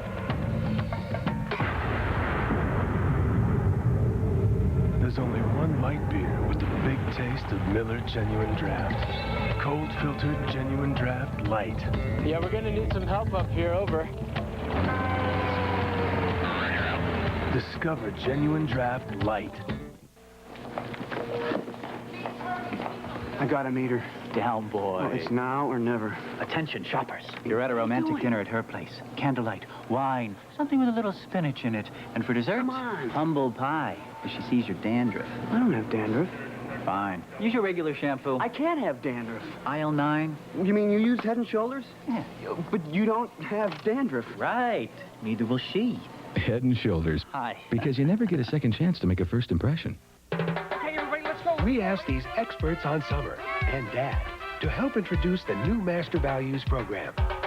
Now get 10 to 25% off only with MasterCard. From cool things to pack for vacation at Montgomery Ward, to house paint at Sherwin-Williams, to a Sony Walkman at Woolworth, and lots more. Then watch the savings pile up. Look for Master Values only from MasterCard at these and other fine stores. And master the moment. John Casey getting ready for the second period at the Civic Arena in Pittsburgh. His team is on the power play. Kevin Stevens in the box. The Penguins, got caught with too many men on the ice right at the end of the period. So here they are, shorthanded for the 5th time in the game. And Mike Emmerich informs us that the last 4 occasions that Pittsburgh has had too many men on the ice, they've given up a power play goal. Minnesota driving it in here off the stick of Neil Broughton. Samuelson back, rubbed out Gagne. They feed it back to the blue line. That shot by Tenorti is wide of the net. Samuelson reaching for it, plays it away from Bellows, away from Broughton as well, and down the ice. Casey holding it. He'll set it up. With feed to Broughton. Checks his options, decides to carry it through center ice. Over the line with it. Things open up. Broughton moves in, and the shot was steered aside at the defense. Taglianetti deflecting that. Tenorti plays it toward the corner. Gagne gets pushed off the puck. So does Prop. And the big guy, Mario Lemieux, shot it right to John Casey. You know, the North Stars did not have a bad first period. If they can get one here, they'll make a horse race out of this game immediately. They were pretty happy with their first period. They center one off the pads of Barrasso. They score! 5 for 5 when Pittsburgh takes a penalty for too many men on the ice. The other guys score. One advantage when you shoot a puck on the power play is there aren't enough guys there very often to get the rebound, and Mike Modano got his own rebound. Nice move there, though, to go around and to go wide. Then just a sharp angle shot. Well, you know what? He was trying to pass to Prop. It was deflected by Lemieux onto Barrasso and went right back to him. Watch this. He's going to try and pass to Brian Prop here. There's Lemieux's stick. Deflected it onto Barrasso. No wonder he couldn't control the rebound. Went right back. And see where Barrasso's standing? That's because he was already pushing off, getting ready to get over to Brian Prop, who he anticipated, just as we saw in the replay, the guy was going to receive the pass. But they score on the power play, and now they're alive, 2-1. Assists on the goal, Chambers and John Casey. Modano with his 7th in the playoffs. Pittsburgh's lead is cut in half at 2-1, and they're forced back into the zone again. Dolan moving down the boards, right into Stanton. And Kevin Stevens will play the puck towards Roy Loney. Loney is checked by Smith. Modano on the other side. Smith can't get the puck to him. Loney plays it in deeper, but Dolan is taken to the boards by Samuelson. Francis back to the puck. Francis flips it up ahead too far for Kevin Stevens. Stevens gets in around Chambers. Casey out of the net. The puck comes loose in front. That's cleared by Smith. Casey gambled there, but got help from his teammates, and Chambers moves it towards center ice. Knocked away from Roberts. Right back is Murphy. Hey, Murphy. Tony Roberts. Nice exchange. Murphy through center ice with a burst of speed is across the Minnesota line. Murphy's shot is turned aside by Casey. Here's Lemieux with the rebound. Drives it around the corner boards toward Troy Loney. Loney gets pushed into the boards. Getting it away from Wilkinson. Lost the puck. And the The North Stars get it to the line. It's brought back in offside, and play is called. We're 2 minutes and 6 seconds into the second period. It's now a 2-1 Pittsburgh lead. Tonight's Stanley Cup playoff game on Sports Channel America is brought to you by Miller Genuine Draft Light. There's only one light beer with the good taste of Miller Genuine Draft. Cold filtered Genuine Draft Light. By Bartles and James Light, the new wine coolers with 1/3 fewer calories and more fresh fruit taste. And by Nestle Crunch. Chocolate is scrumptious when it crunches. That's why you love Nestle Crunch. Welcome to the Stanley Cup Championship round, right here on Sports Channel America. The series will move to Minnesota for games on Sunday and Tuesday. They'll start at 8 o'clock Eastern Time, 5 o'clock on the West Coast. Live and exclusive on Sports Channel America. Pittsburgh, knowing that they have to go out of here at 1 game each if they have any chance to win the Stanley Cup, because Minnesota is so tough on home ice. Lost only twice since January. The puck goes out of play here. John Casey getting an assist on that goal by Madonna. He and Mario Lemieux in the spotlight just now. Boy, that's, we talked in the first period about having that third defenseman back there. Quick up ice to Sean Chambers, right over to Madonna, and then Mike Madonna just went to work on his own, got by Phil Bourque, got the rebound off the deflection from Lemieux, but you can't imagine if a goalie is in control what an advantage it is. One of the problems, though, is very often goalies try to do too much. Casey seems to know when to get out and make the play and when to stay back. Interesting that he played in the American Hockey League with a couple of guys on this Pittsburgh team. They said that he was a defenseman in a goalie's uniform. Well, but they also said that his puck handling skills were unparalleled, but that he was also a little aggressive. He didn't pick his spots right. Now Barrasso has one hit the pipe behind him and goes back to the net, controlled by Recchi. Pittsburgh playing it rather casual in their own zone, but now Mario Lemieux chases the puck in. It's too far ahead of him. Right up the boards by Chambers. Phil Bourque was there. Bourque puts it around behind the net. That's Recchi chasing it. Mark Recchi turns, dumps it back to the net once more. In goes Phil Bourque. Bourque is bumped by Glynn. Bourque able to kick the puck to Lemieux. That long reach, he can't get out in front of Casey. Now centers one. Nobody there in a white uniform, and up come the North Stars. 3-on-2. Gavin across the line. Fed it to the right side. They try to get it back to him. That doesn't work. Duchesne holds it in. Euro trying to move out of the corner. Over went Lemieux. In on the play as well as the other defenseman, Jim Pack. And the North Stars are forced out through center ice. Bourque with a long pass. Lemieux takes a dive at the blue line. No call. And the puck is cleared over the glass and on into the seats. We have 16 minutes and 13 seconds remaining in the second period at the Civic Arena in Pittsburgh. No better way to face the day. The morning belongs to Skin Bracer Aftershave. Its cool, brisk tingle really gets you going. And what a great scent. Skin Bracer. No better way to face the day. Find it. A company can learn a lot in 125 years. As you learn, you make your product better and better. 125 years of quality. That's why people who know use Valvoline. Bob Johnson, Bob Gainey. A different approach to the coaching. Bob Johnson will talk your ear off. Bob Gainey, tough to get him to say any more than, hi, how are you? Yeah, you're exactly right. One's an extrovert, one seems to be an introvert, but they have something else in common. They don't raise their voices. The Pittsburgh Penguins players will tell you that they haven't heard Bob Johnson raise his voice yet. And when Bob Gainey communicates, he doesn't communicate with a decibel level that's going to injure your eardrums. It's the quality of his communication, and that's how he works as well. So they're similar in that respect.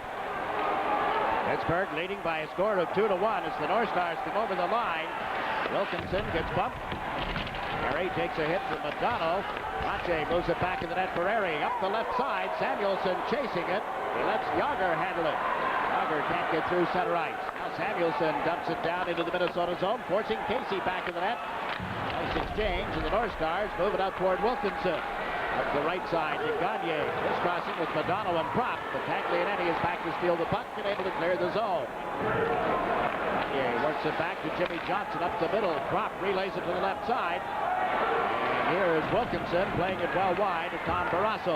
Pache will take it out of the far corner. The pass across to Taglianetti. Up the middle. Nobody able to handle it. Pittsburgh had more success coming through the center ice zone in the first period. Been clogged up again in the second. Now they're into the Minnesota zone with a pass to Loney, and he couldn't get it on the stick.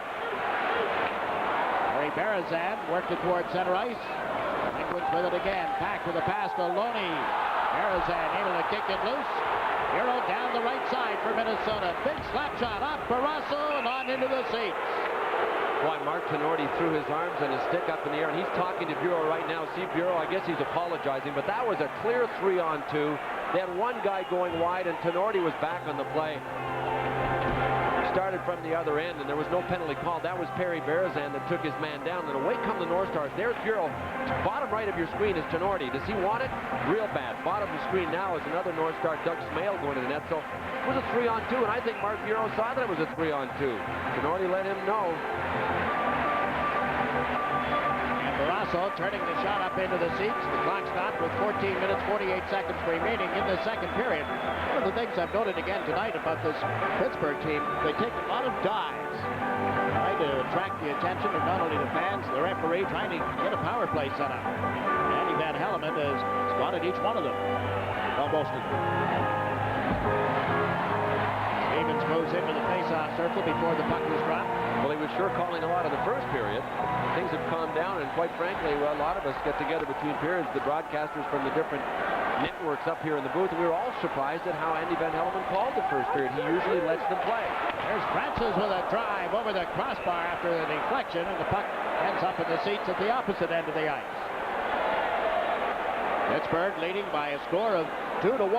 Power play goal and a shorthanded goal for the Penguins. And a note on Ron Francis going back to the opening game in this series. He'll take the face-off here. Discussion has to do with where the face-off will take place. They've decided that the puck will be dropped outside the blue line. You know, Jigs, Ron Francis was strong in game one, and I think one of the reasons he was strong was it's his kind of game. He doesn't rely on his skating really to excel. He's good in push and shove kind of situations. A lot of the Penguins need the neutral zone. Ron Francis is one of those guys that doesn't necessarily need the neutral zone to play his game. Pittsburgh has dumped the puck in. Francis chasing it. Let Stevens handle it. He played it toward the open wing, and Bobby Smith recovers and clears the zone. Murphy trying to shovel it through center is deflected. Minnesota with a bouncing puck to contend with. Bellows, nice pass, and he can't get it to Gavin in time. Now Smith handling it again. Bobby Smith to the backhand, holding it as he cuts to the right. Dropped it back to Johnson. Johnson gets checked by Mullen, and the puck goes back to the net. North Stars storm in there. Murphy couldn't get to it in time. Now the Penguins have it and start out. Stevens taking it from Mullen, cuts to the left, shot it off Johnson, and that's out of play. With the score, the Penguins 2, the North Stars 1. They're going to face it off in the Minnesota zone this time. Each year, the experts at Car and Driver look at over 100 cars, so you don't have to. From the current new cars, they just picked their 10 best. At the most, you'll probably only buy one of them. That's too bad, because 2 of the 10 best are Mercury's. Mercury Sable and Mercury Tracer LTS. All this in the quality of a Mercury. Bob Johnson, the Penguins coach, has a son named Mark Johnson. He was originally drafted by the Penguins in 1977 and joined the Penguins after the 1980 Olympics. Still playing in Italy. And Elvis is at work again. Jake, you know what we didn't mention about Elvis in the first period? What's that? The guy really has long blonde hair, and he looks more like Greg Allman than he does Elvis Presley. Are you kidding? Absolutely. Your spies are everywhere. Did you see the blonde roots? As a matter of fact, I didn't. I'll have to check that up close. Loney, Yager, and Trache trying to get something going for the Penguins. Yager is dragged down. There's going to be a penalty to Duchesne. And that sets up the Pittsburgh power play that they've been looking for, a holding penalty, as we pause now for a regional break. You're watching Sports Channel America's exclusive Stanley Cup coverage. Have you won? A swimming pool can be one of your home's most satisfying assets. Unfortunately, they don't last forever. If it's out with the old and in with the new, call the Pool Doctor. He'll know what to do. Over the last 15 years, the Pool Doctor has become Long Island's pool and spa installation and service specialist. So if this happens to you, call the Pool Doctor, Long Island's answer to swimming pool problems. It's a holding penalty on Gaetan Duchesne. Third power play for the Pittsburgh Penguins. You have to wonder, Jakes, if the trend is changing for the North Stars in the playoffs. Here's the hold right there. Yager was going to do a spinorama move on him. But the Penguins went 1 for 2 on their power play in the first period. The North Stars 0 for 4. So the North Stars in this series now are 0 for 9 in special teams, especially with a shorthander that the Penguins scored. Really looked strong special teams. Modano scored a power play goal in this period, but the Penguins were able to equal the North Stars so far, and that didn't happen in the series yet. Minnesota cruising right in, up the slot is Gavin. It's kicked aside, and another penalty call. This against Pittsburgh. So much for their power play. Well, this will go down as an unsuccessful power play as well, because it has now ended 15 seconds into it. But Stu Gavin is one of the great anticipators. Just dumped it in. Oh, man, did they get a break right there? Off the linesman who was standing there and right back to him. You know, that's a pretty decent call and a pretty decent hook by Larry Murphy. If he doesn't hook Stu Gavin, he's cold turkey on Tom Barrasso.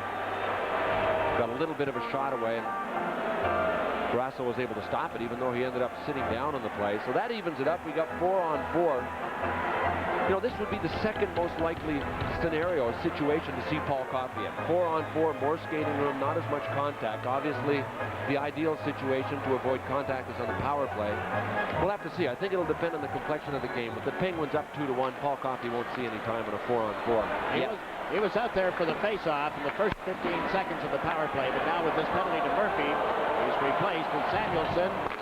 He's out on one side, Stanton on the other, and Lemieux handling the puck and sent Recchi over the Minnesota line. Recchi, a shot that's blocked at the defense. He's got it again, couldn't center it. Lemieux works it back toward the blue line. Here's Paul Stanton. Trying to center it, went off Recchi, and Bobby Smith has it. Smith works it up ahead, out of the zone is Modano, 2 men back. Modano right on the left wing boards.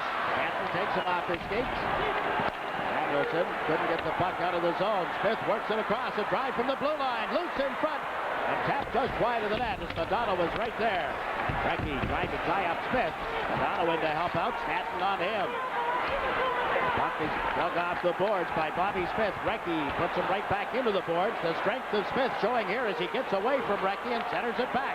Norty on this left side shoots one that's blocked. Loose and shot just wide by Modano. Oh, Samuelson starts out. The pass is to Lemieux, up the middle, across the line. Lemieux dances around Chambers, can't finish the play. Chambers able to work it to the boards. It's held in by Samuelson to Lemieux, waiting back of the net. Norty checks him. And Gagne for Minnesota, trying to work it out of the zone, gets some help, and Chambers comes over center ice. Chambers on into the Pittsburgh zone, taken down by Taglianetti, and Samuelson after the puck. He's taken to the deck by Gagne. Are we sure this is Andy Van Hellemond still in the stripes? We need to get a close-up. I'm not convinced that Van Hellemond is still the referee out there. A little different rule book, apparently, for period 2 as Kevin Stevens moves off the right side and shot one wide of the net. It's held in by Taglianetti, and now Minnesota has the man advantage.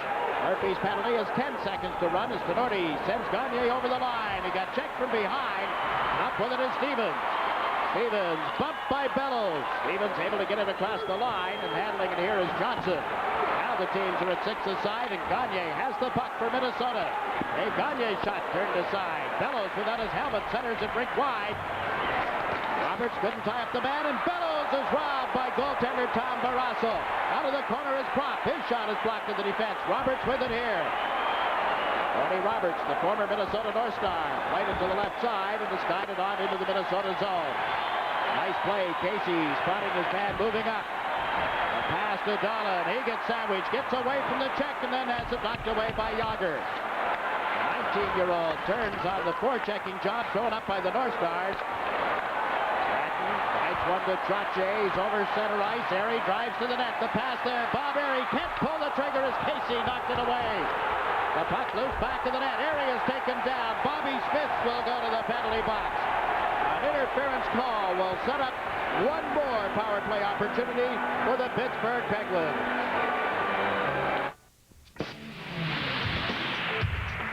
For those of you looking for the big taste of Miller Genuine Draft, in a light beer, we proudly present Cold Filter Miller Genuine Draft Light.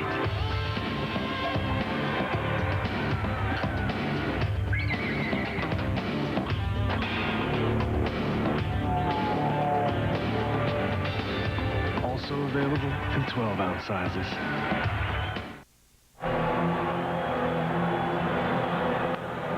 Bobby Smith takes an interference penalty almost halfway through the second period. Okay, Andy is back. Boy, after all that he let go, he called an interference penalty on Bobby Smith just to the right of John Casey as Bob Airy was trying to get into the corner to get the puck. You can see Andy on the right of the screen, but boy, this is heated up. Man-to-man coverage all the way. Gagne and Ulf Samuelsson down deep in the Penguin zone. That was a tackle that Andy was watching that he let go. And there was also another big confrontation between Kevin Stevens and Brian Bellows. You don't think Kevin Stevens is big and strong, 217 pounds, 195 for Bellows, and Bellows bounced off him. Andy Van Helleman sending Smith off the ice. An interference call. Pittsburgh with Coffey and Cork on defense.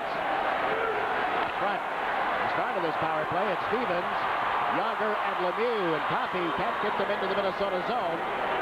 Puck rolling toward Barrasso. Another warm and very muggy day in Pittsburgh. That ice may be just a little soft. You know, Jigs, Paul Coffey got hit up high on that last rush. Stu Gavin got it. He has gone off, and it looked like he was in pain going off. Coffey replaced here by Murphy, a right-hand shot, playing the right side of the defense. Minnesota North Stars quick to get to a loose puck. And it's the story in game one. They beat Pittsburgh to the puck continually. Murphy brings it over center ice. Shot put in here that ends up in the seats. Coffey is coming back out on the ice. I don't know if he was winded or not, Jigs. I thought he got hit up high, but now he's back out. He had only put in about 25 seconds of the power, but here he comes with Stu Gavin. He didn't get hit up high. It looked like it jarred him a little bit, but I think he got Stu Gavin's elbow or his shoulder in the guts. Got the wind knocked out of him a little bit. That face mask has to be a little cumbersome, too. You see him adjusting it every time he raises that hand. Well, the trainer never came over to him here either. That's why I stopped worrying about him. Didn't look like he was in much trouble other than just trying to catch his breath. Over on the left side, Murphy is on the right now. This is Murphy, back to Coffey. Murphy, and the pass was behind him. Moving up is Duchesne. Anytime Duchesne ripped one wide of the net. Recchi takes it back into his own zone a little deeper. With 50 seconds remaining on the power play. Can't get through center ice. Hero puts it back to the net. Russell cutting it off there will allow Murphy to handle it. His pass is to Recchi. Look towards Stevens. He likes to shoot it in. The North Stars quick to get back as the Penguins flood the zone, and Minnesota is able to move it out safely. Allen into forecheck. Barrasso played it through Murphy. It's loose here in the right wing boards. Recchi drops it back to Murphy with 18 seconds of the power play. Here's Mark Recchi. Pass blocked by Gavin. Recchi gets to it again. And it to Lemieux. He can't do anything with it. The power play going nowhere for Pittsburgh. Coffey back to knock it away from Broughton. Only to have Tenorti dump one in. And the penalty against Smith has expired with nothing thrown up by the Pittsburgh Penguins. No good scoring chances. Again to get through center ice. 4 North Stars over the line. Quick shot. Good save as Dahlquist got that away. Comes back to Tenorti for a shot that missed the net. Ends up in the far corner. There's Lemieux. He plays it away from the checking of Dolan. Minnesota tightens up again at center ice. You know what's happening to the ice out there? This game is half gone now, and the ice looks bad. The puck seems to be rolling more than it is flat. And the North Stars really felt that was a significant factor in their power play now working in game one. But now the puck really seems to be alive out there. There's a concert here last night. Frank Sinatra was in concert. His son, Frank Jr., the conductor, big orchestra, and a fine evening of entertainment. And these fans being entertained here as Yager goes for a loose puck, gets into position, shoots, it's deflected and knocked down at the defense. Good play by Glenn. They come. Both teams trying to make some changes here. Will Samuelsson back into his own zone. He's given it to Stanton. There's one through center and on into the Minnesota zone through the goal crease. So icing waved off. Ryan Glynn plays it up the boards. Dono at center is checked there by Samuelson. He takes a big hit from Gagne. And the North Stars control the puck again. Dave Gagne with a feed off Jimmy Johnson's stick. Handled by Mullen. He's given it to his forward Loney, and then back to Mullen on the right wing boards. Knocked away from him. Brian Propp is able to clear it through center ice. And tips it back towards Samuelson. Minnesota has picked up the pace here. Penguins 2, North Stars 1 as Loney is put on his backside. Recovers the puck, however, moves it back to the net. That's Mullen turning, trying to get away from Glynn. Centers one, Loney with a shot. The rebound is under Casey, and play is called. Again, they jammed the goal mouth. Casey with another fine save keeps the score. Penguins 2, Stars 1. A little less than 7 minutes to play in the period. The time has finally come for the cordless power roller from Wagner. Now you control the flow of paint, so the Wagner power roller can cut jobs in half. Smoothly and evenly, it can cover areas twice as fast. And cleanup is a snap, so you can finish one job and do another. Get your hands on a real value, because the value of Wagner keeps on rolling. 64, a sellout. John Casey has not been a busy goaltender in the second period. He's only faced 3 shots. A couple of the best scoring chances happened just before we left you. Sharp angle stuff, but the Penguins have to do that and hope that their people can get there for the rebound. You can see Ron Francis on the left digging in against Dave Gagne. He was there for the rebound, but typical of the North Stars, you see them in front. It's like trying to stick handle through a picket fence. They've got legs, they've got sticks. I mean, you can hardly ever get a clear rebound whack at a puck in front of Casey. Who are these guys? Everybody was asking as the Stanley Cup final began. Well, we're not quite 2 periods into game 2. And some people have stood tall, but Casey right now is down on his knees. There's the puck. Takes a little breather. Bill pointed out he hasn't had much to do in this period. You know, Jiggs, I think that the North Stars are one of the most underrated hitting teams in the NHL, and they have been through the playoffs. That is a huge hit. Jimmy Johnson laid it on Loney, and then as Loney was getting up, Mike Modano tried to finish him off. And Jimmy Johnson, to me, is one of those players, the more you look at him, and Troy Loney knows it because they played together here, the more you see of them, the more you like them. And that is not true of all players. Some players, the more you see of them, the more you see their deficiencies. Jimmy Johnson's the other way around. He's really grown on me. I like the way he plays. Kid from New Hope, Minnesota. Went back home after that deal with the Penguins, as did Chris Dahlquist. Yeah, really added an awful lot to this Minnesota defense. New dimension, really.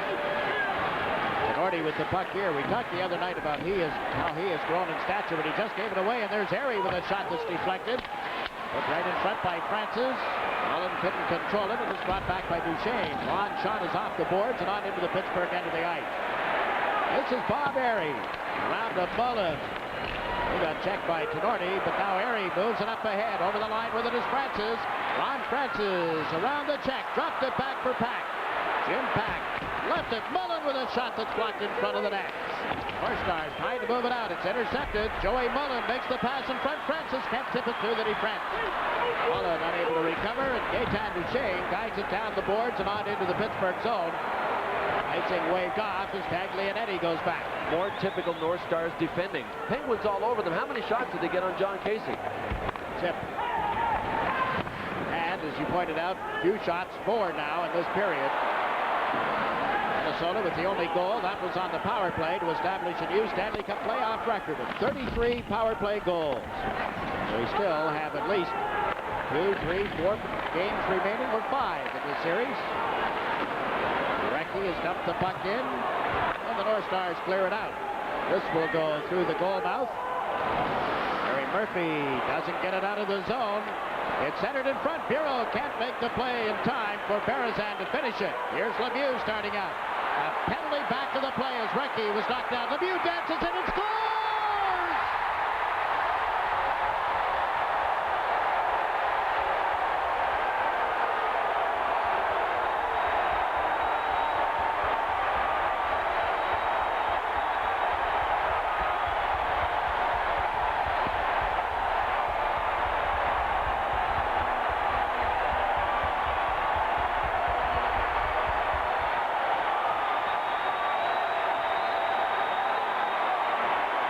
really don't need a game plan when you've got a guy like Mario Lemieux. The game plan helps. But these people know, they've seen it before. You don't diagram these plays on a chalkboard. There was a penalty that was going to be called. It will be wiped out. But this is solo coast to coast from Lemieux. 1-on-2. Wilkinson at least, and Chambers back, and Mario Lemieux made it look much easier than it is. He decided to isolate Chambers. He went outside, back to the inside by him, and there is John Casey committing again. You would have thought he would have learned in game 1 because he tried to poke check Lemieux on a breakaway and missed him. And later, Chico Resch took the heat. He said, maybe you should go at Lemieux, and he tried it and didn't work in game 1, didn't work in game 2 either. 3-1 Penguins. Lemieux's 13th goal in the playoffs. Was that pretty to watch? You want it? Come get it.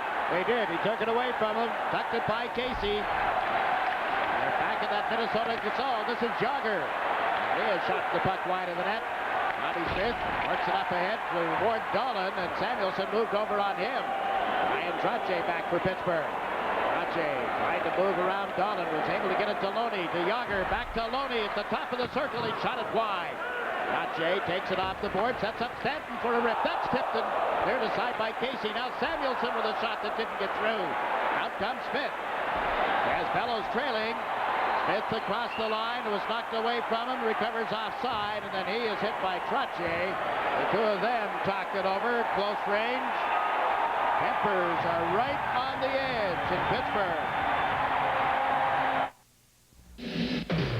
Now is a great time to get a Mazda 626, the best-selling car in Mazda history. Get a 626 LX now and save big on a Mazda value pack. Plus, factory-to-dealer incentives can save you hundreds more. It's a great deal, but great deals don't last forever. Right time, right car, right deal. At your local Mazda dealer now.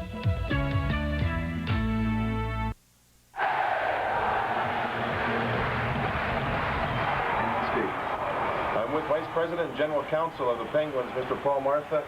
24 years.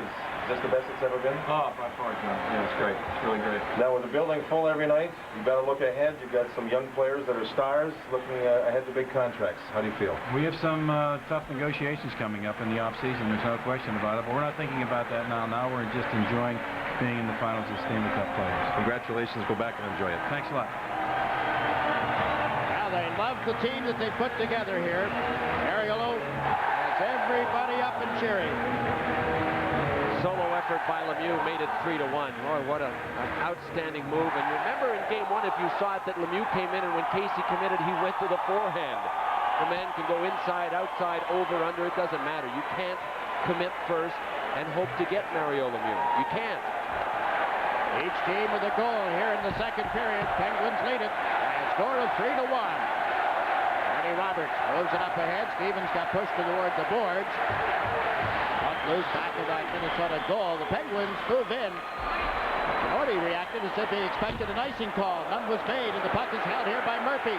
Murphy a drive. Pad saves a rebound. Casey stopped. It's in the net.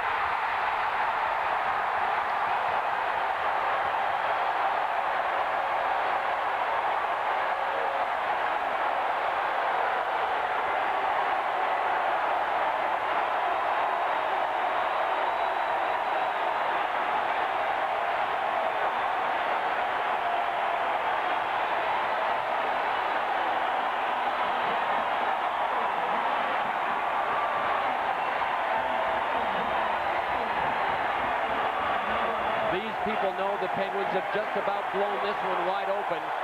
First, a finesse goal by Lemieux made it 3-1, and now a blocking and jamming special right in front. Looks like Kevin Stevens got a piece of it. Joe Mullen was there as well. Big shot came from the point. Casey left the rebound, and for once, the North Stars don't have them outnumbered. The Penguins had time. Yeah, Kevin Stevens looks like he's the man. So after a finesse goal, a blue-collar goal, 4-1 Penguins now, and they're on the verge of really putting the North Stars to sleep.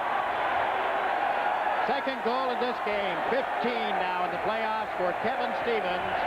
Minnesota trails by a score of 4-1. Mullen and Murphy assisted at that goal. And Jogger, being chased deeper, gets sandwiched between a couple of North Stars, but still able to move the puck. And Trottier has given it to Jimmy Pack. Pack Nice pass. Airy back to Pack, in deep. Back to the net. He comes out in front, shoots. He scores! Waved off. The net is off. The puck is over in the far corner. There is no goal. Yager being tested here by this Minnesota team. Taking the medal of the youngster.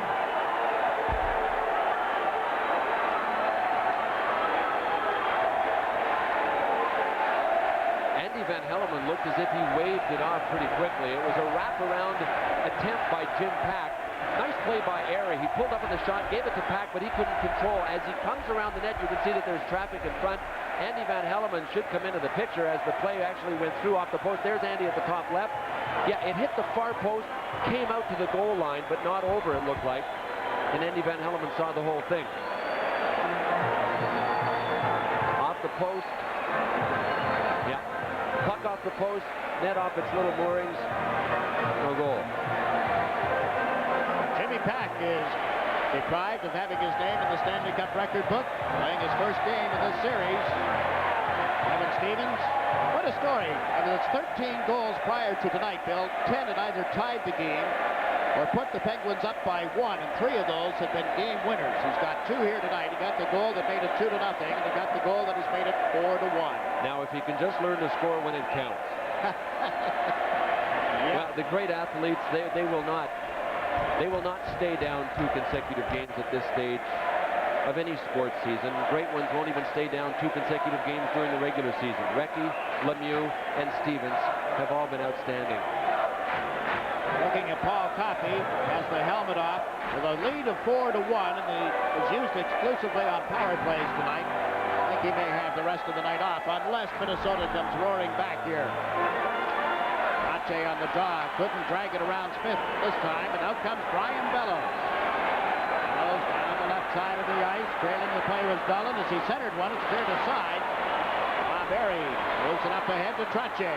Pass on Yager's stick. The big kid comes in, gets checked. Goes right after the loose puck. Checked once more. Yager wrapped up here with Dolan. As they take it to the boards and freeze it there, play is called. Harry, a little bit of a scuffle. He goes to the deck. And Brian Glynn, after knocking him down, will get a seat in the penalty box. Minnesota North Stars run into a needless penalty late in the second period. This bench gets a professional finish with Krylon spray paint. No runs, no drips, no errors. Dries to the touch in minutes. The other brand's still tacky. Wow! What a game! Good game, Mr. Euchre. Hey, she's a lot tougher than she looks. For a fast, smooth, professional finish, get Krylon. This is not what you want in a shave. Now you've got the edge. With 6 rich lubricants for less irritation. You've got the edge. Very intriguing personality, this John Casey, the Minnesota North Stars goaltender, profiled during our second intermission. Don't forget, Minnesota goes home. That's where they've won 7 games straight during these playoffs. 8 o'clock, Game 3. That's 8 o'clock Eastern Time on Sunday night. The power play about to unfold as Brian Glynn has taken a roughing penalty. Set off the ice at 17:27. A swipe to Bob Airy. Bob Johnson takes that power play unit out. After the pileup along the boards involving Sean Chambers, Airy and Glynn stood not nose to nose because Airy's a lot shorter, and Brian Glynn just up with a straight left. Must have hit him pretty hard. I thought that Airy would get up as soon as the penalty was called, but he stayed down for quite a while, and now you can see he's having one of his eyes checked. Perhaps he's a contact lens wearer, and he's lost one. Skip there is looking him over, trying to check out the problem. Fifth power play of the night for the Penguins. And 1 power play goal, that by Stevens toward the end of the opening period. There's Murphy with a shot, deflected and cleared aside. Casey down, just now back on his skates. The North Stars have cleared at the length of the ice. Coming back is Paul Coffey. There's the answer to our question, is whether he would play anymore. His team up by a score of 4-1. Recchi is over the line. Mark Recchi taken to the corner by Dahlquist. Still able to move the puck toward Murphy. Murphy back to Lemieux, covering the right point. Mario Lemieux sets up Paul Coffey. Lets the shot go. That hit Dahlquist. First Dahlquist gets to it, flips it up high and out of the zone. Chasing it is Murphy. Coffey comes back into his own zone to join the defenseman Larry Murphy. Pass to Lemieux, off Francis. Here's Coffey in deep. The puck rolling on him. He centers. Murphy shot is grabbed and held by Casey. It makes a lot of sense to have Paul Coffey out there. I mean, if he's not so fragile that he can't suit up for this hockey game, he's got to be good enough for power play still. And you know, if the Penguins can really pile up some power play numbers here, they'll get their rhythm back. Here's the chance with Coffey digging in. You know, the puck has been bouncing like crazy. Pointed out again in this period. Finally, Coffey got it settled down, and Larry Murphy was able to one-time it. But they've been without Coffey for 10 games, and the power play has been without rhythm for that long. So Paul Coffey back in there, you know that the Penguins need rhythm on their power play. They need success, and if they can get some, I think they'll probably be able to carry it through the next game, potentially the next game, and so on. That's what this is all about. Coffey and Lemieux. Mario agreed with whatever it was Paul had said. Probably said, I'm going to go out there and score one. Sounds good to me, Paul. That's all right. Do it. Coffey covering the right side of the defense. Bill Bourque is on the opposite side as Francis gets checked here on the boards, able to propel the puck toward Mullen. Around the boards, Bill Bourque will hold it. Look toward Coffey. Duchesne had taken that away. Now he gets it across to Coffey. Snaps one that's blocked by Johnson, and Coffey got belted. Able to hold the puck in, but turned it over. Up comes Gaetan Duchesne. Shoots from the blue line. That's snared and dropped off. Rosso forced to play it to Mullen. Mullen worked it through Yager onto the stick of Coffey. He sets up Yager, then in deep to Bourque. Pulling it around to Norty. Bill Bourque with 23 seconds left in the power play is forced outside the blue line. Coffey taking it from Bourque is back in the Pittsburgh zone here. Able to play it away from Groton through to Norty and down into the Minnesota zone it goes. Dahlquist is back. And play is called with 7 seconds left in Glenn's roughing penalty. And we're late in period number 2 at the Civic Arena in Pittsburgh. Chocolate is scrumptious when it crunches. That's why I love Nestle Crunch. That's why I love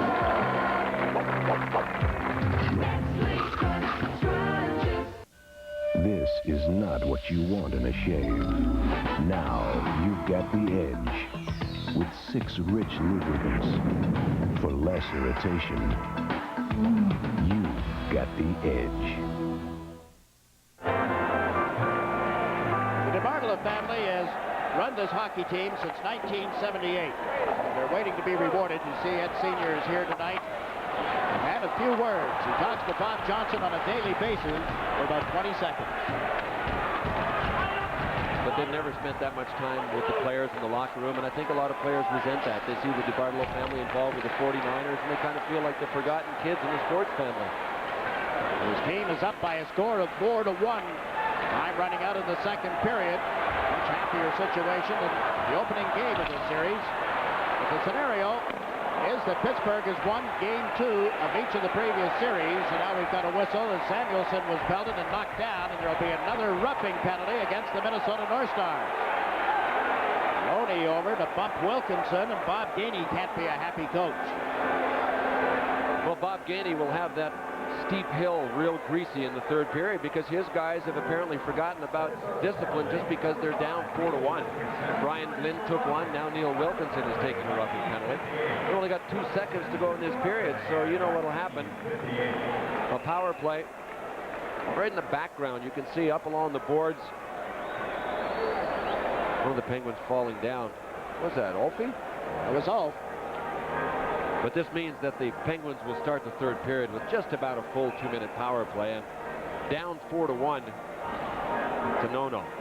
Time and a place for everything. And Paul Coffey is out on the ice with only 2 seconds left in the period. He's going to back in. Now over and say something to Samuelson before the puck is dropped. Boy, Loney on the draw with Bureau. They shove at one another, and Bureau comes up punching at Loney. You know why? Because Loney didn't even go for the puck. He chopped at Bureau's legs as soon as the puck was dropped.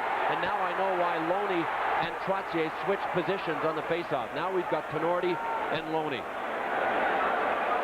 But Loney actually motioned Trotzy out of the face-off circle and vice versa and said, let me in there. Then he chopped Mark Bureau. It ends up being a pair of 24s, Loney and Tenorti. Nobody can get back far enough to throw a punch. We're talking about a couple of big men. Loney 6'3", Tenorti 6'4". Oh boy, Tenorti got a few in there. And the linesmen, Collins and Brossiker, get them separated. Look at Troy Loney at the end of this, at the end of the second period. Here's the face-off after Loney is taken over from Brian Trotzy. Watch what he does there. He just chopped down on Mark Bureau's right skate, and then after the fact, Bureau just went nuts on him.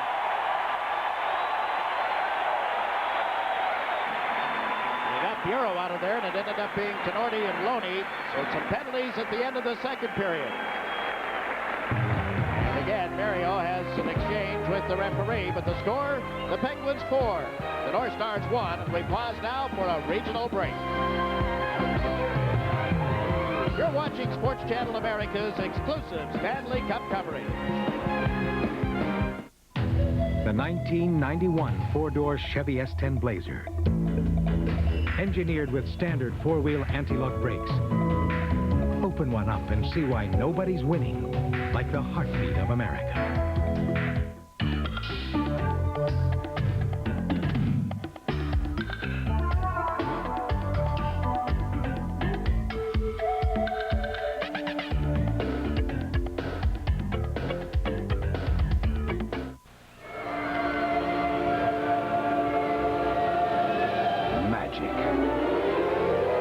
Evil and passion.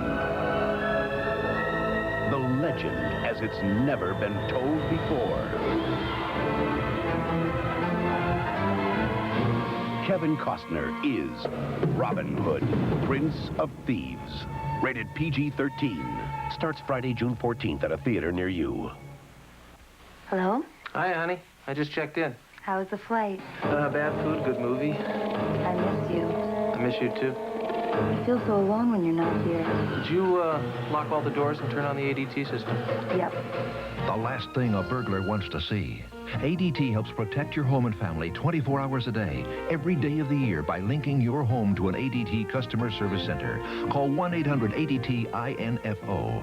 For a small monthly fee and one-time installation charge, our SafeWatch system can help protect your home against break-ins, fire, and medical emergencies.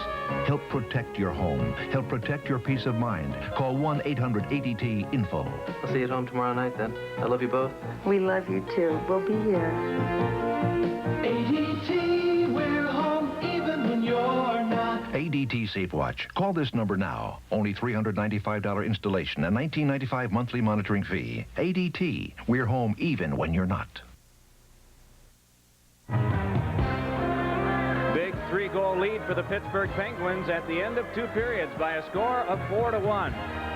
Let's go back and review. Period 1, the special team showed up big time for Pittsburgh. Bob Area shorthanded goal at 14:26. In the last 50 seconds, it was Kevin Stevens on the power play. Too many men on the ice against Pittsburgh at the end of the period, and Minnesota got its lone goal of the night on that resulting power play. Mike Modano scored it. Then Mario Lemieux with the move of the night. 15:04. He stashed one in after beating the defense. Kevin Stevens also scored 26 shots for Pittsburgh, 24 for the Minnesota North Stars, and the Penguins ahead by a count of 4-1. I think one of the most intriguing personalities in all of the Stanley Cup playoffs is a guy who'd rather fish and camp and be away from the bright lights of all the big cities. His name is John Casey, seen in conversation with John Davidson. You seem to be very aggressive on the ice in the way you play the game, yet you sit here and you're very calm and relaxed. Which is your true personality? That's hard to say. I am probably a different person on the ice than off the ice. More competitive, more aggressive, more physical, and that's just part of the game. I think the game is a physical game. It is an aggressive game, and to be good at it, you have to be that way. Now, there's a lot of attention here in the finals, and it's starting to be focused on yourself. Are you enjoying that, or would you rather stay away from it? Or what's your feeling? I've always really tried to stay away from the publicity and the coverage, and tried to push it off on the other players in the team. And you know, there are some players that enjoy that sort of thing and maybe even thrive on it, but I'm not one of them, and I would rather stay away from it. Tell us about your relationship with Glenn Resch. He's been talking to me throughout it all, especially when things weren't going well. He eased the struggle or the pain a bit and really kept me going and tried to keep me on the top of my game. He understands, he's been there, he's experienced what playing goalie in the National Hockey League is like, and you know, you can relate to him a lot better than a person that maybe has never played NHL hockey or that has never played goalie in the NHL. You've had a successful career to this point. You're in the finals. What as a goaltender can you improve on? Well, I learned some things about each arena. In this arena here in Pittsburgh, I learned that if it's up on the glass, I don't want to go back and try to stop it again. I'll let it go and stay in my crease. In Minnesota, the rink is pretty square, and you don't have to worry about the puck bouncing out in front or bouncing around like it did here. And you know, just little things. You're always learning. I think goaltending is a lot of experience and just learning as you go along. If you win the cup, are there any more dreams? Well, I guess once you win one, then you go on from there and try to win another. You can't ever be satisfied with anything that you do or accomplish. You really have to keep setting goals, more goals for yourself, and try to achieve them. North Stars goalie John Casey, 22 saves in 2 periods. Here came a pair. Ron Francis and Troy Loney were stopped. Lemieux and Stevens did score in that period. And the guys from the Steel City have a big black and gold lead at the end of 2 by a score of 4-1.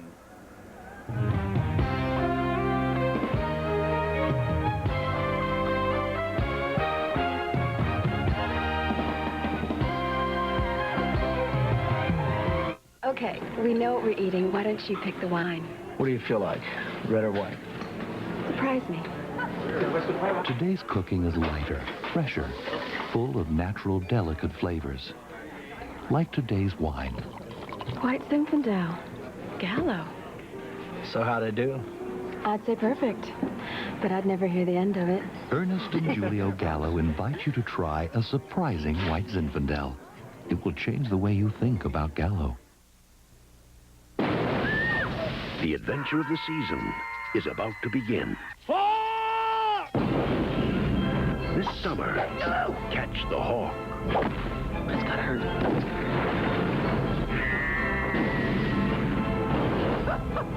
Bruce Willis, Danny Aiello, Andy McDowell, Hudson Hawk. This is not what you think. Well, maybe it is. Rated R. Starts Friday, May 24th at a theater near you. Over the past 5 years, more people switched to Glidden than any other paint. Now, if that isn't the ultimate test of quality, we don't know what is. Glidden, a better way to paint. Maybe the reason more people switched to Glidden than any other paint in the last 5 years is because we've got the color they're looking for. Glidden, a better way to paint. We asked these experts on summer and Dad to help introduce the new Master Values program. Now get 10 to 25% off summer stuff only with MasterCard. From getaway gear and luggage at Kmart, to home decorating needs at Color Tile, to tapes and CDs at Camelot Music, and more. Then watch the savings pile up. Look for Master Values only from MasterCard at these and other fine stores. And master the moment. They ate the same lunch, got the same heartburn, but his antacid is very different. His Tums has calcium. Most antacids don't. Regular Rolaids uses an aluminum salt. This uses aluminum and magnesium. So does this. Of all these, only Tums helps wipe out heartburn and gives you calcium you need every day. Something my body needs anyway. I like that. Calcium-rich Tums. That's the one you want. So often Again, we've talked about the team that gets to 4 first. When the Penguins do it in these playoffs, they have a record of 10 wins and just 1 loss. Here's John Davidson. I'm with assistant coach Barry Smith of the Penguins. Coach, what's the single best adjustment you've made from game 1 for this one? Well, the difference is we're trying to go to the nets, and we're trying to cause a lot of play around Casey, so he can't come out and get his angles and play as well as he does. We're just trying to get the puck through and put the rebounds in.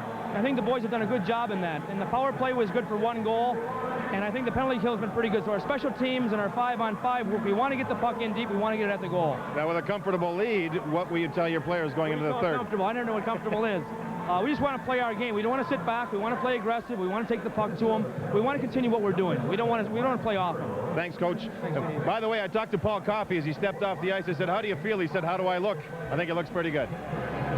Splendid he does look, and so do these Pittsburgh Penguins. The chants of Elvis, Elvis, Elvis will change to Norm as the teams go to the Met Sports Center in Bloomington. Game 3 of this series coming up Sunday night, 8 o'clock Eastern. Let's pause now for this regional break. You're watching the Stanley Cup Championships on Sports Channel America. The magnificent Yankee, the great number 7. Number 7, Mickey Mantle. Yes, it's Mickey Mantle. In an exciting new video, the Mick tells you his own story, his career, his riotous escapades on and off the field, and much, much more. Meet a Mickey Mantle few fans have ever known. Learn the real story behind the infamous Copacabana incident. Feel the excitement of the record-breaking home run race with Roger Maris. Recapture the drama of Don Larsen's perfect game. Watch Casey Stengel tie a Senate subcommittee in knots. He was really putting the stinglese to him that day. Hear the hilarious story of how Billy Martin shot a cow. Billy was always a great one for jokes. Meet Ford, Berra, and the great Joe DiMaggio. See some of the longest home runs ever hit. It's all here on one great video, acclaimed by critics everywhere. Use your credit card and call toll-free to order Mickey Mantle. The American dream comes to life. Just $19.95 plus $3.50 shipping. Order now by calling 1-800-255-8400. Call now to order Warren Miller's Extreme Skiing. Get the most incredible ski action video, awesome cliff jumps, world-class snowboarding, outrageous stunts. Warren Miller's Extreme Skiing. Only $19.95. Call now to order Warren Miller's Extreme Skiing. Give the ultimate gift. Warren Miller's Extreme Skiing. 1-800-547-7100. 1-800-547-7100.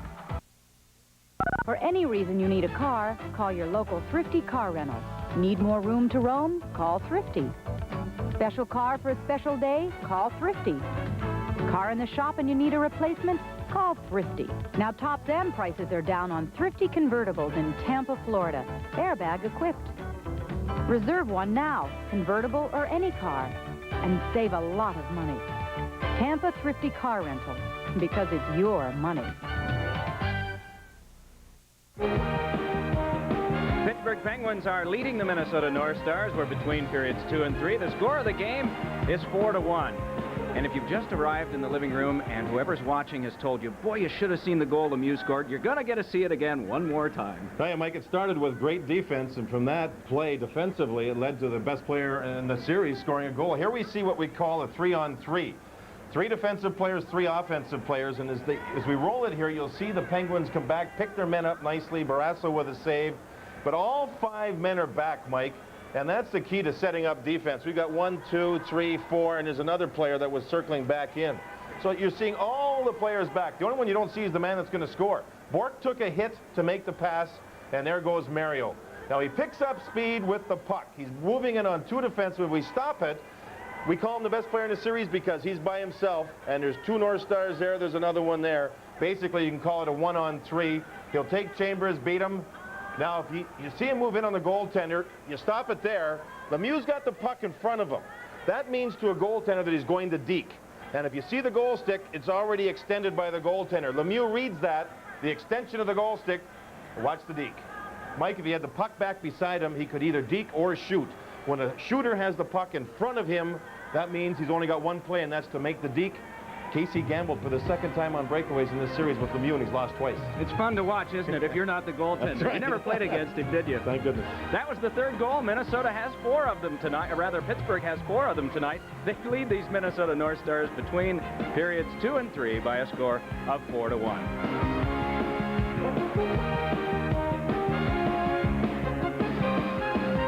Today, a guy losing his hair can choose between being the man he wants to be We look great with hair.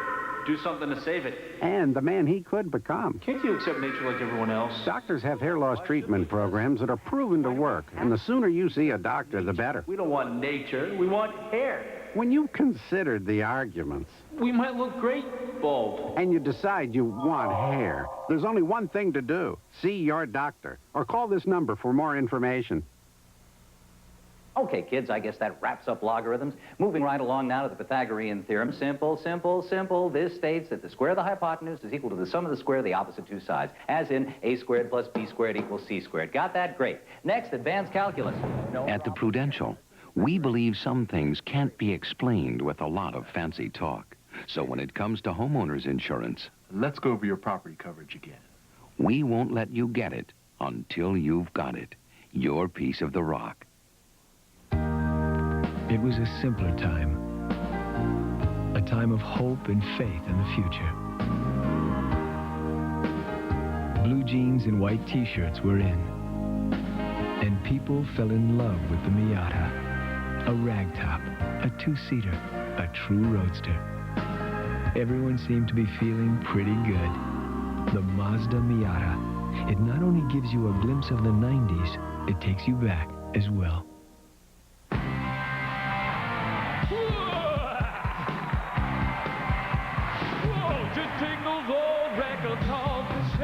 It's the Coors Light Rock and Roll Summer. Yes, the beer that won't fill you up. We'll be dancing its can off all summer long.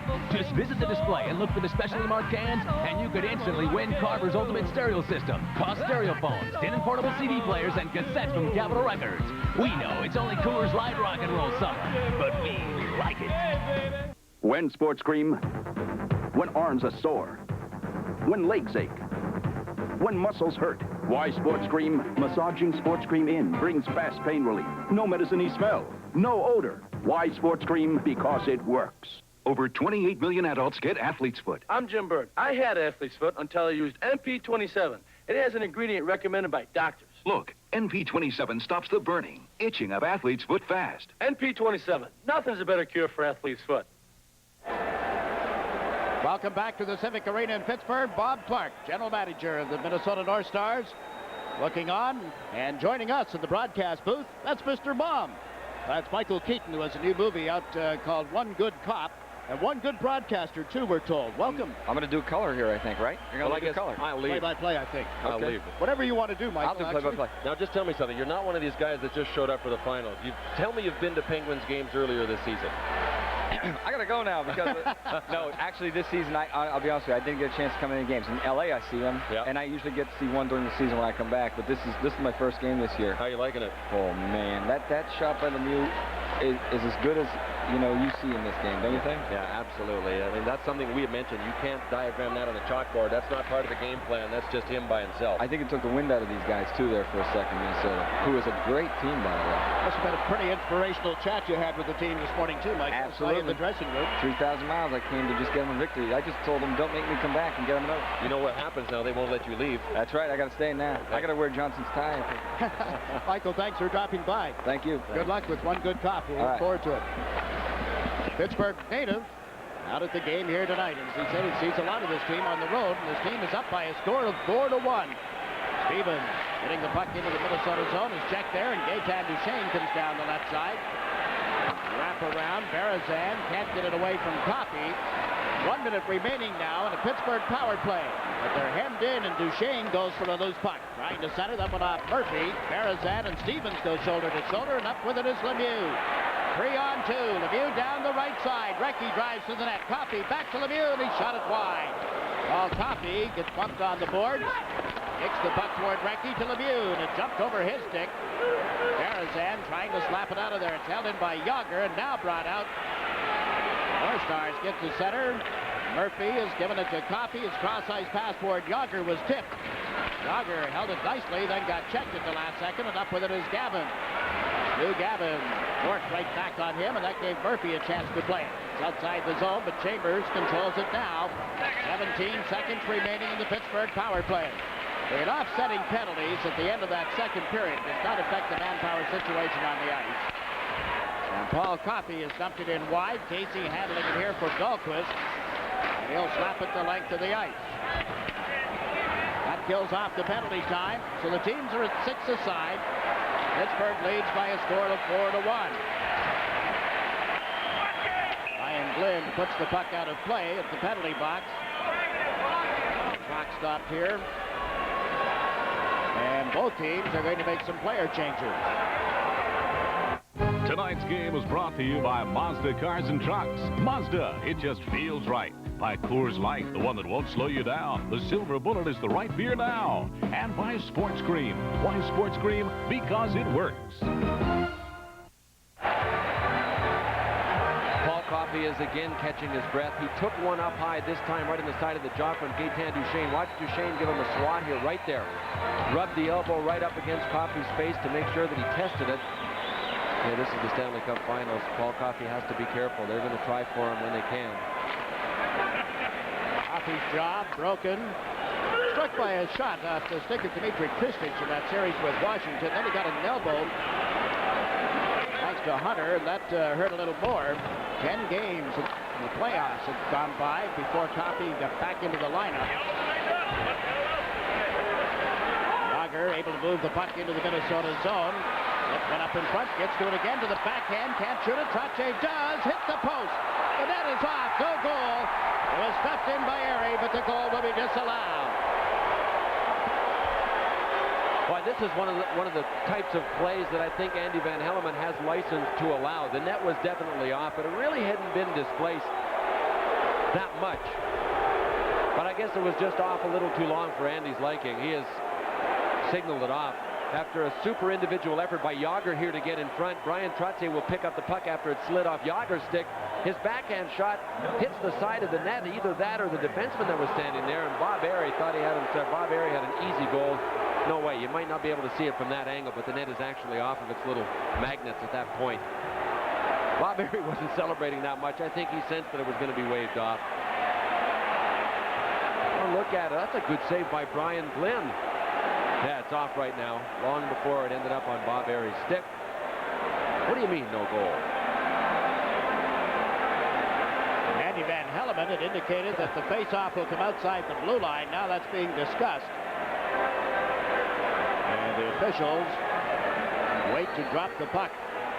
Here's it will be outside the Minnesota zone, and Airy skates back toward the Penguin bench. Bob Airy is one of the Penguins players that played in 1984-85 season with John Casey. We mentioned that in the first period. Never mentioned who the players were. Troy Aloni also was there with John Casey. Phil Bork was the other one. So 3 of these Penguins know all about John Casey. John Casey won the Best Goaltender Award in the American League that year with the Baltimore Skipjacks, and those 3 guys were there on the same team. Bob Johnson, who coaches this Pittsburgh team, tried to recruit him out of high school to go to Wisconsin. Did not, and Gagne moves in at the other end of the ice, only to have the play broken up by Stanton. Held in by the North Stars. They wrap it around behind the net. Barrasso tips it toward the corner. Samuelson failed to clear it out. Duchesne can't get it back to the point man as Propp moves over. Casey smartly plays it up through center ice. That's Ryan Propp. With Gagne coming back on the play, and the North Stars give it away. Recchi sets up Jim Pack. Mario Lemieux, 3 North Stars back. Lemieux shoots Casey the save, and the rebound is cleared away. Up with it here, Madonna with a pass to Propp. Over the line, Gagne drives to the net. Propp can't get the puck to him. Penguins take over again. This is Recchi, his team up by a score of 4-1. He's given it to Taglianetti. Now to Stevens. 3 North Stars stretched out at the blue line, forcing them to dump it in, and Taglianetti goes in after it. He gets checked by Chambers. Turning here is Bobby Smith. That led to Madonna on right wing. Smith got bumped by Mullen, and that puts the play offside on the 2-line pass. We still have 16 minutes and 9 seconds remaining in the third period. Game 2 of the Stanley Cup Final. This bench gets a professional finish with Krylon spray paint. No runs, no drips, no errors. Dries to the touch in minutes. The other brand still tacky. Whoa! What a game. Good game, Mr. Euchre. He's a lot tougher than he looks. For a fast, smooth, professional finish, get Krylon. Chocolate is scrumptious when it crunches. That's why I love Nestle Crunch. That's why I love Nestle Crunch Crunches. Craig Patrick, before game one, was shaking his head at the anthem singer. Everybody in the press box was. He's not shaking his head now. His team has a 4-1 lead. And the man on the left corner of your picture there, Rick Kehoe, one of the assistant coaches, projected to have been Barry Lemieux's right winger when they drafted him in '84. Rick went out with an injury, and a lot of guys over the years got to play with Mario.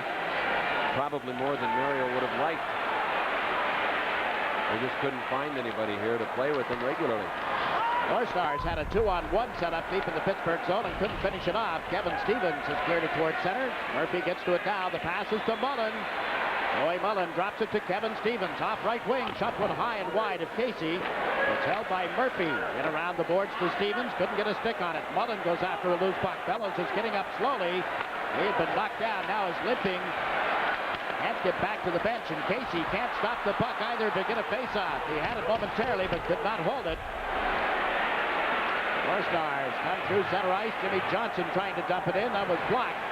Bellows has gotten to the bench. Meantime, the North Stars are trying to come out of the zone again. Jimmy Johnson.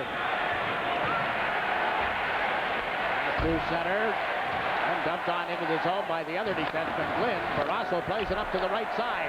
Mullen can't jab it through Broughton. He drops it back to Dahlquist, and the long outlet ends up deep in the Pittsburgh zone. That'll be an icing call against Minnesota. We played just over 5 minutes of the third period. And the Pittsburgh Penguins have themselves a 4-1 lead. There was only one woman in Danny Muldoon's life. Time out. Until he met Teresa Luna. Where do you live? Here. With the Stiffs? Now, love is in the air, and mother is in between. Where are her breasts? What? You're built like a 13-year-old boy. From John Hughes and Chris Columbus comes a comedy for anyone who's ever had a mother. Only the Lonely, rated PG-13. Starts Friday, May 24th at theaters everywhere. For the second time in this hockey game, Brian Bellows had to limp off the ice in a lot of pain. Right in front of John Casey, he was locked up with Ron Francis. Went down, looked like he may have twisted his knee. Didn't look like he was being hit on the way down, but he crumbled up and just seemed unable to get up. He finally made it up instead of staying down, but he wasn't of any use to anybody. Here's the youngster, Yager, trying to get Pittsburgh up by 4. Couldn't finish the play. Now the North Stars wheel it down into the zone. A delayed penalty call coming. It'll be against the Minnesota North Stars once they control the puck. Gagne does here, and referee Andy Van Helleman blows the whistle. Still 14.5 minutes to go in Game 2. And we pause now for a regional break. You're watching Sports Channel America's exclusive Stanley Cup coverage. He's controversial. We'll find out how good the Mets are once they lose a couple of games on the road. He's very direct. Fans vote for their favorite player instead of the guy who's having the best year. He's unique. I was upset. That's awful baseball. He's crazy about New York City. The Queensboro Bridge, blow it up. He's back. Mad Dog Live premieres Monday, June 3rd, exclusively on Sports Channel.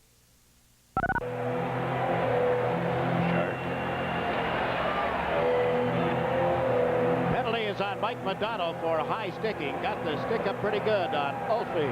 He saw Samuelson coming for him, and watch what he does here. Bingo, right up onto the Robo helmet, knocked him off.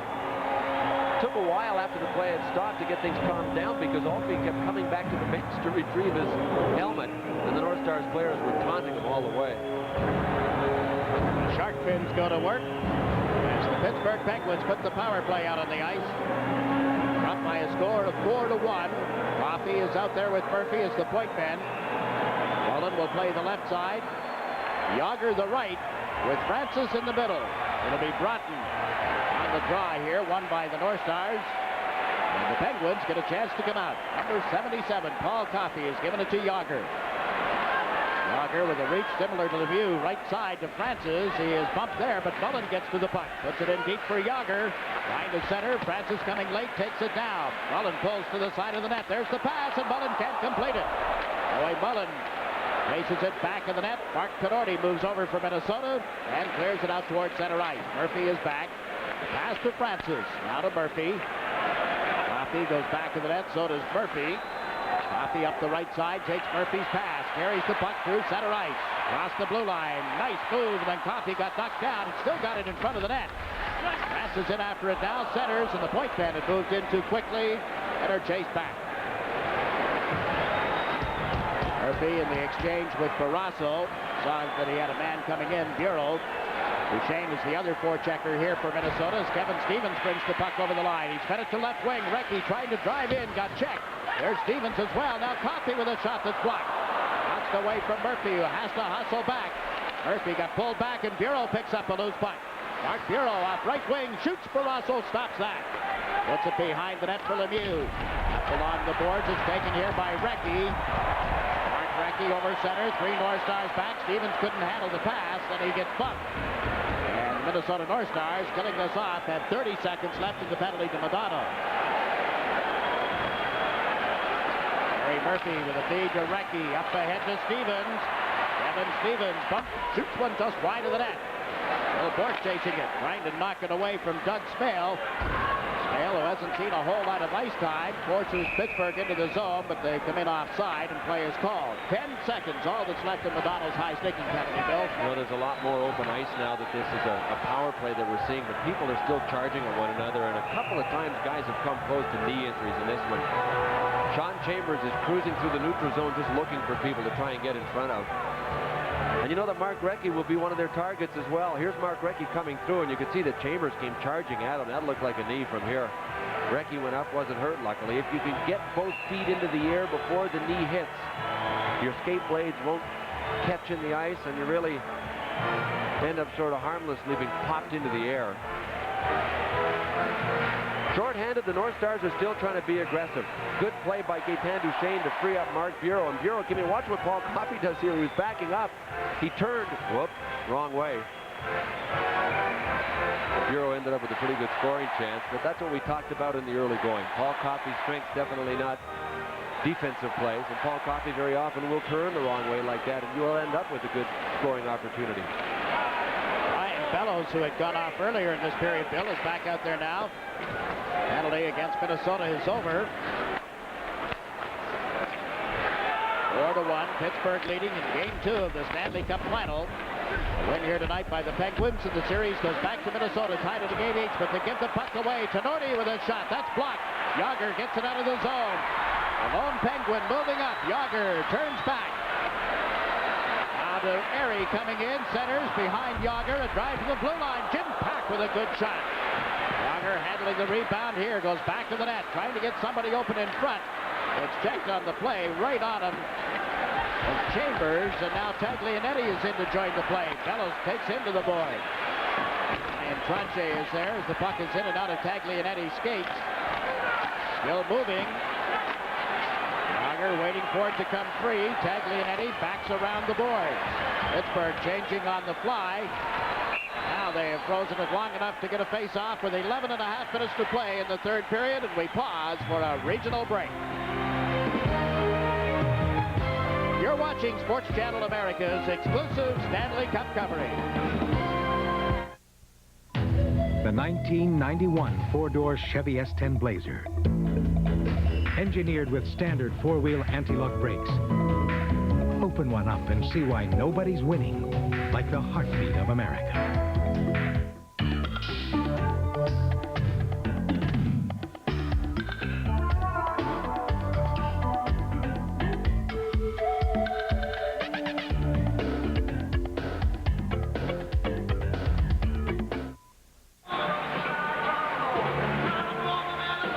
Find out where Elvis is tonight. He's the lead singer in Borderline, country western group.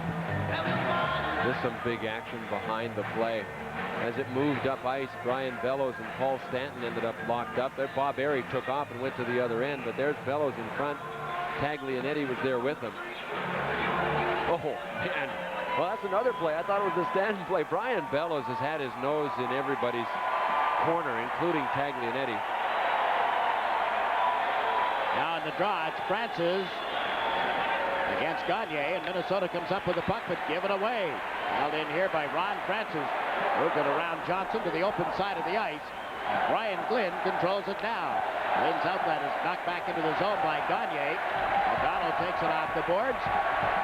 Puts it back to the net for Glynn. They've got a man roaming around center ice. Gagne, but a long outlet won't work. Now they clear it up ahead, and McDonald is nowhere near it. Here's Ulf Samuelsson as a man in ahead of him. That puts the whole thing offside. John Casey and Mario Lemieux get our congratulations tonight. The leaders of the fans' choice for MVP. Mario for the Wales Conference, and John Casey. The voters' choice, there he is, leading the Campbell Conference voting, and our fans' choice for MVP. And I guess Mario's obviously the #1 choice in this city, isn't he? He has really played well. I raved about him, Bill, during the series against the Boston Bruins. I'd never seen him play both ends of the ice as well as he had. Talking to Bob Johnson, he said when he came back, the team was in first place.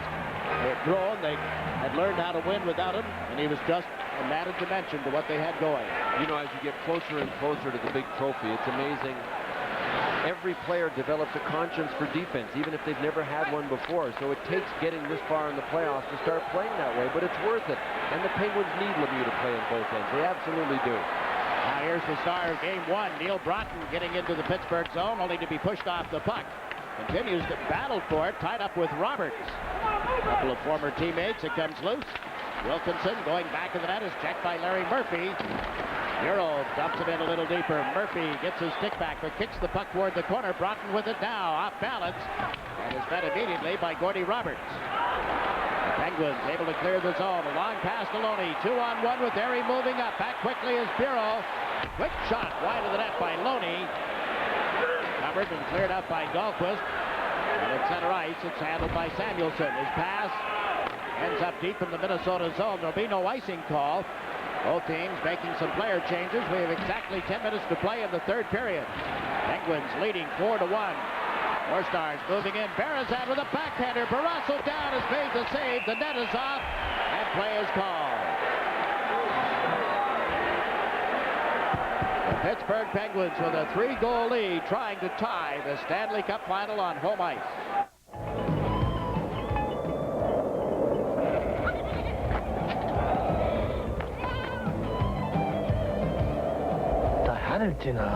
Mazda trucks are built so tough, they're guaranteed bumper to bumper, long enough for a trip around the world. Twice. Mazda trucks, guaranteed tough. It just feels right.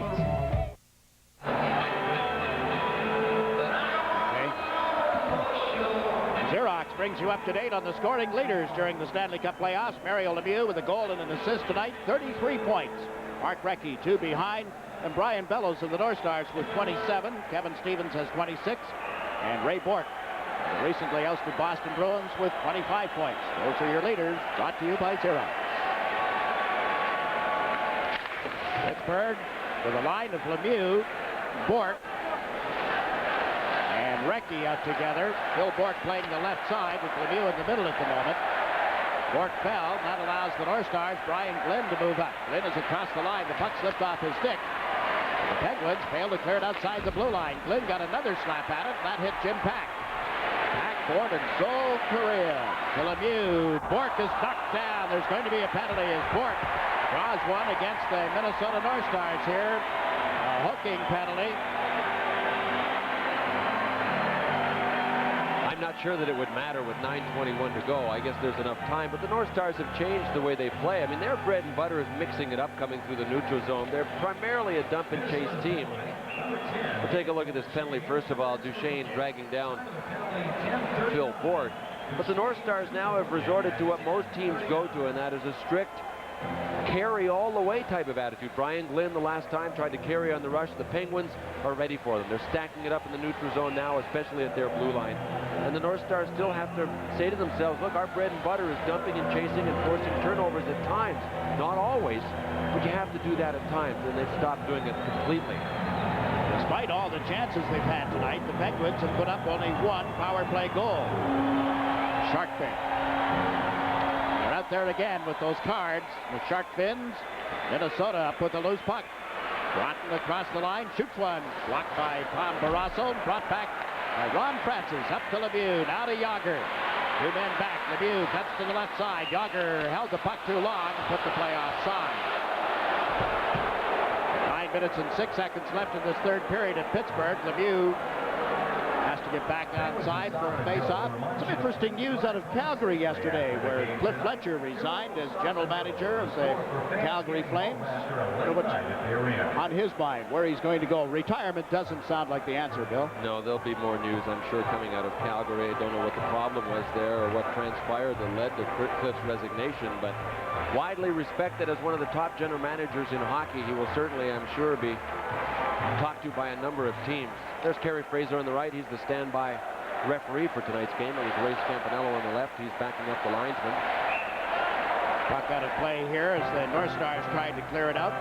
We both at one time worked for Cliff Fletcher, and I'm certain that at his young age he'll be back in this game. The other news, I guess, coming out of Pittsburgh today was denial of the sale of this hockey team by the owners. The gentleman from Edmonton who was reportedly in town with a bag full of money, they tell me, has dropped his offer and gone home.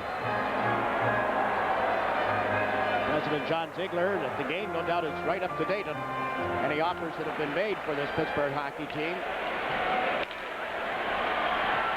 Denials coming from the Bartolo family. Bob Johnson told us this morning that he'd be talking to the players about that before the game. He didn't think that was on their mind. The way they have controlled the play here, it's obvious that they were focused in on game 2. Coffey is out with this man advantage. Ian Murphy on the points. The pass from Coffey went to Murphy, now to Yager. Yager to Lemieux, just out of his reach, and the Penguins are forced back.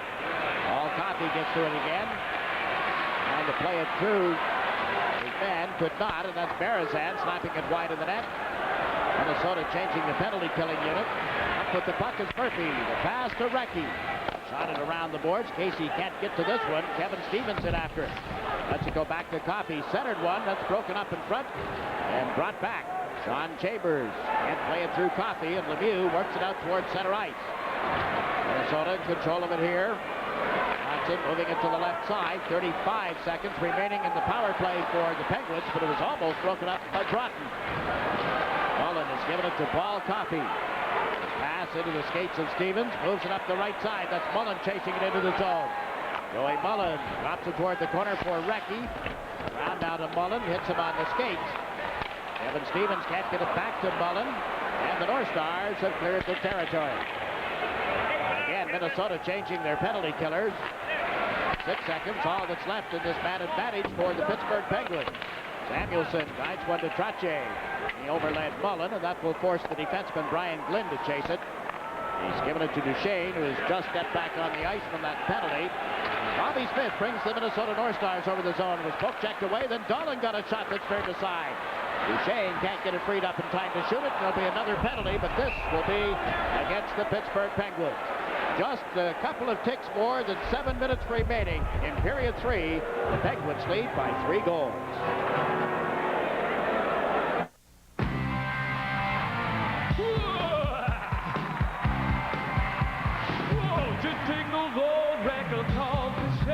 It's the Coors Light Rock and Roll Summer. Yes, the beer that won't fill you up. We'll be dancing its can off all summer long.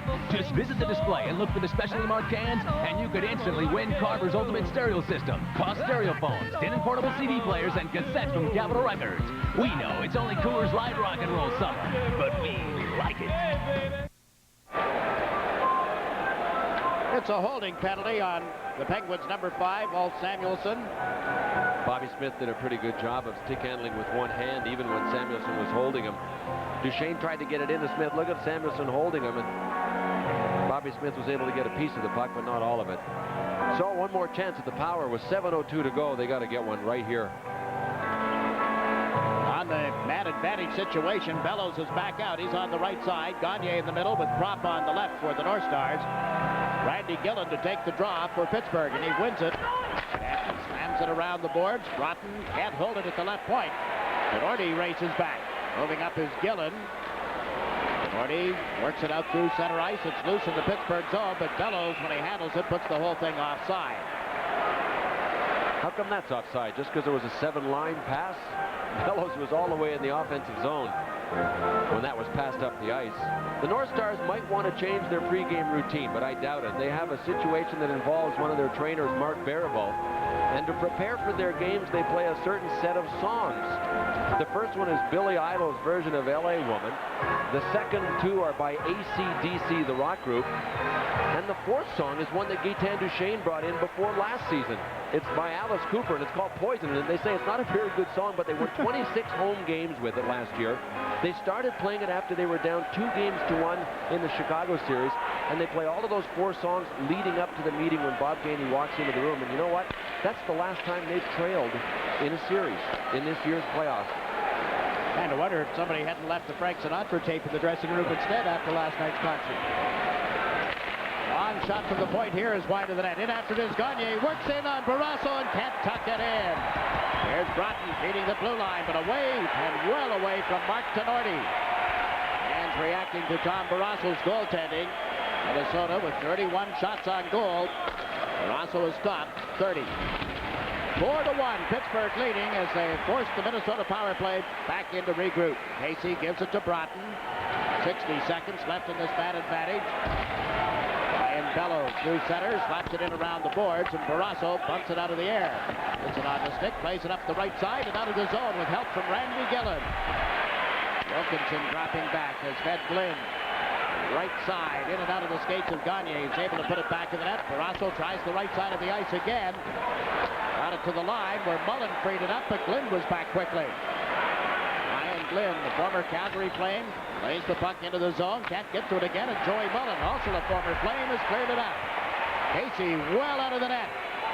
A swipe at it, moved it through center ice, and Taglianetti forces Minnesota to chase it with 20 seconds left.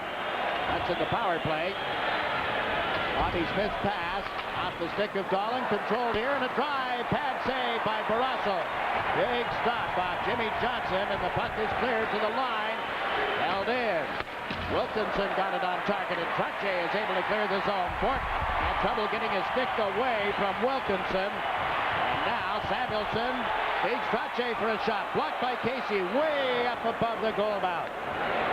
Less than 5 minutes remaining in the third period. Minnesota trailing by 3. Through center ice, tipping the puck into the Pittsburgh zone, and then going for a player change as Taglianetti bangs one off the boards. Knocked down by McDonough. Francis takes the man. Taglianetti has cleared the puck. Backcourt is Jimmy Johnson. Minnesota needs 3 goals to tie this game and force overtime. Pittsburgh in game 2 of every series has gone to overtime. Twice they've won, once they've lost. That was against Boston, and the net is pushed off the moorings. Temper's beginning to flare a little bit again.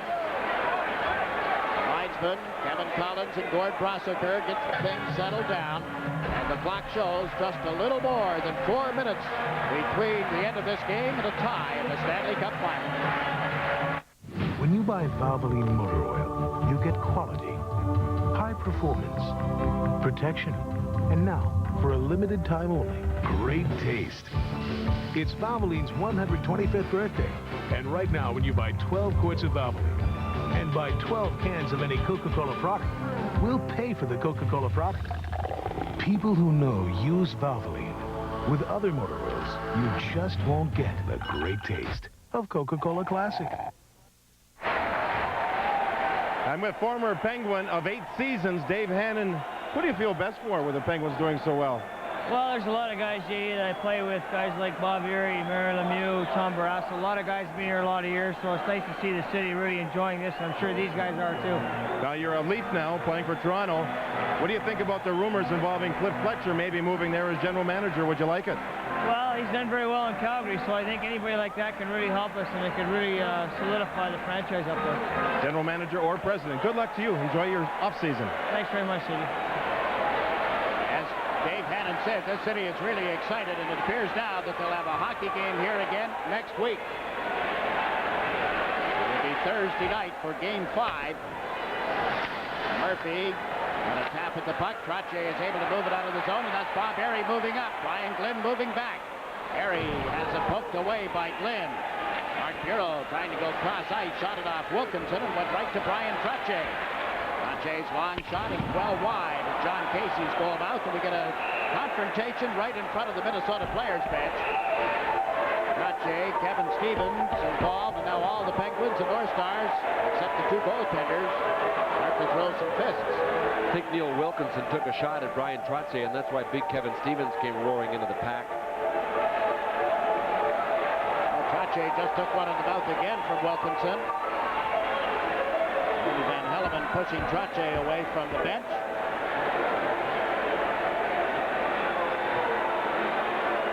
Kevin Stevens has taken a seat in the penalty box. Trottier is going to be waved to the Pittsburgh dressing room. He's done for the night. This with 3 minutes and 40 seconds left in the third period.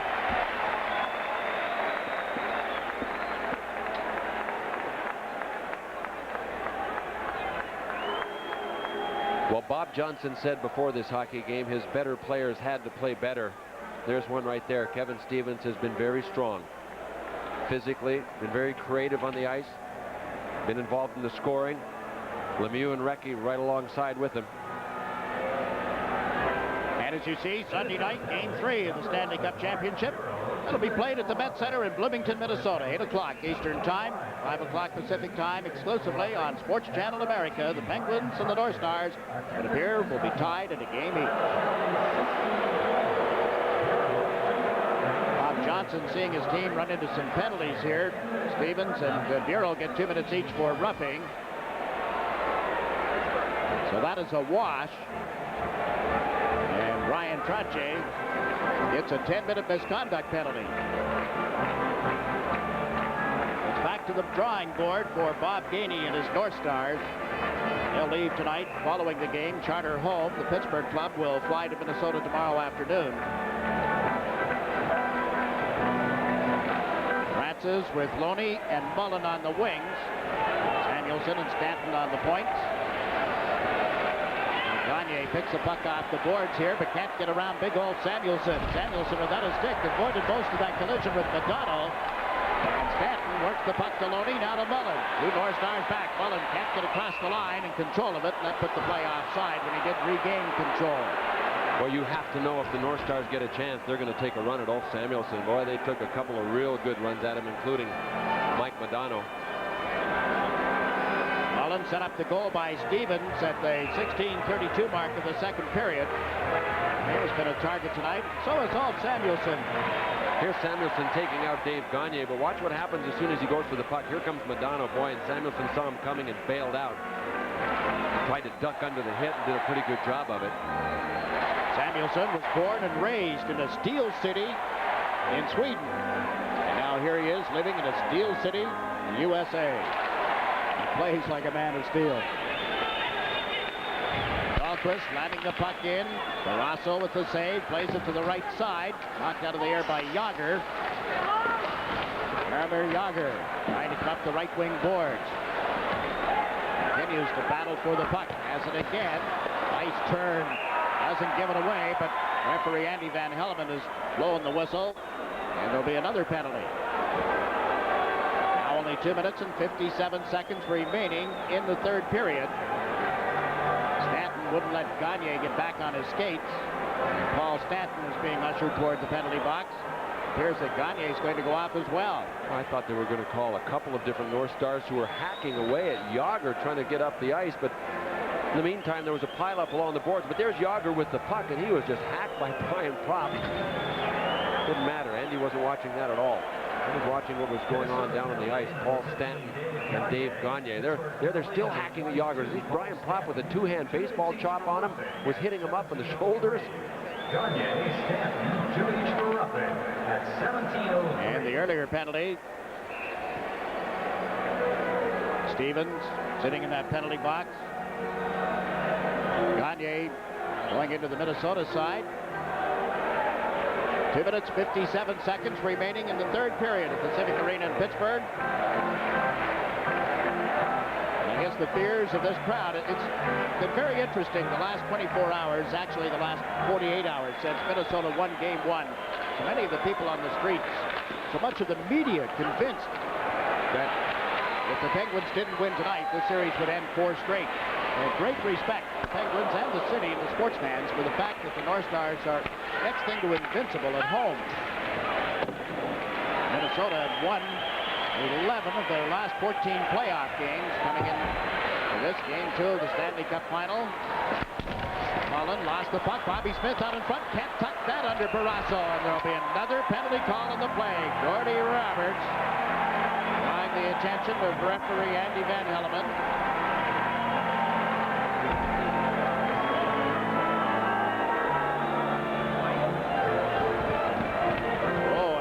Just put the stick into Madonna, I believe.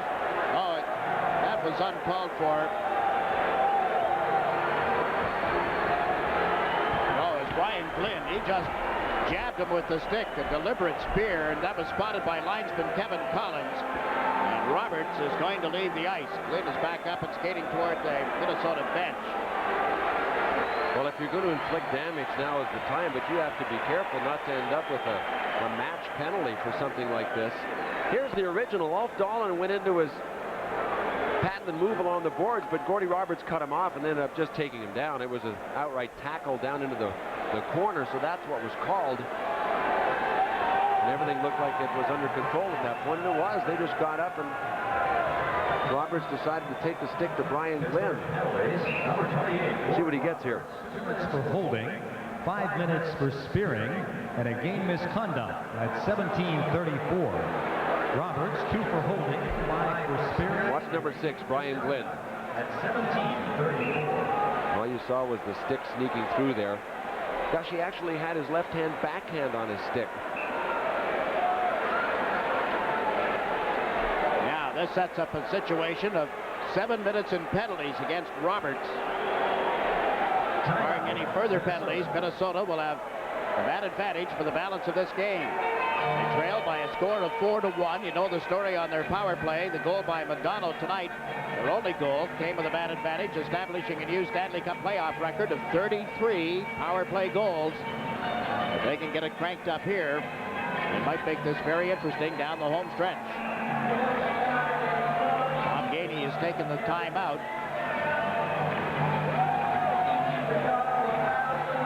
The one thing that will work against them, these North Stars, is that they're on a power play, so once they pull John Casey, the Penguins are going to be able to fire it down at will and not really have to fear any faceoffs back in their zone, and that's a huge advantage. Sometimes I think it's almost better to be down a man when you're in that situation than just have the goaltender pulled, really. Being able to dump it down the ice is such a huge bonus. Checking around the building, Bill, I can't see Elvis. We told you the pet phrase, Elvis has just left the building. Mike Lang, the broadcaster for the Penguins, has used that line for some time. Oh, I'll tell you what, he may be leaving. Hey, he's making an exodus. We found him. He's like James Brown. You know, when he used to get down on the stage, they'd cover him with the cape and he'd come back. Tommy Barrasso going back into the net. There's Mike Lang, who we mentioned a moment ago. Up with the line, and Elvis has left the building when his team is comfortably in the lead in the third period. You should point out that Elvis is here because Mike Lang started that line. I mean, Mike Lang didn't start that line because Elvis started coming to the games. The thing worked in reverse. But he's got a couple of other lines, like I'll be cow kicked, and I haven't seen any cows here. Not so many others. Remember a game in Chicago when Mary Lemieux went in on a breakaway and Mike came up with a phrase, he beat him like a rented mule? Casey has gone to the Minnesota bench for the extra attacker. Bobby Smith has the puck. Centers put out in front. There's Pop. Can't get a shot away. Good job by Bob Airy, and Taglianetti has shot it down the ice. Now wide of the net, but as Bill pointed out, they can ice the puck here at will. Playing a man short. Neil Broughton. And Bellows moving up the left side. Madonna on the right. Broughton brings the puck over the line. Can't get it to Smith. Now he got another crack at it. That goes over the glass and into the seats. 1 minute, 32 seconds left in the third period.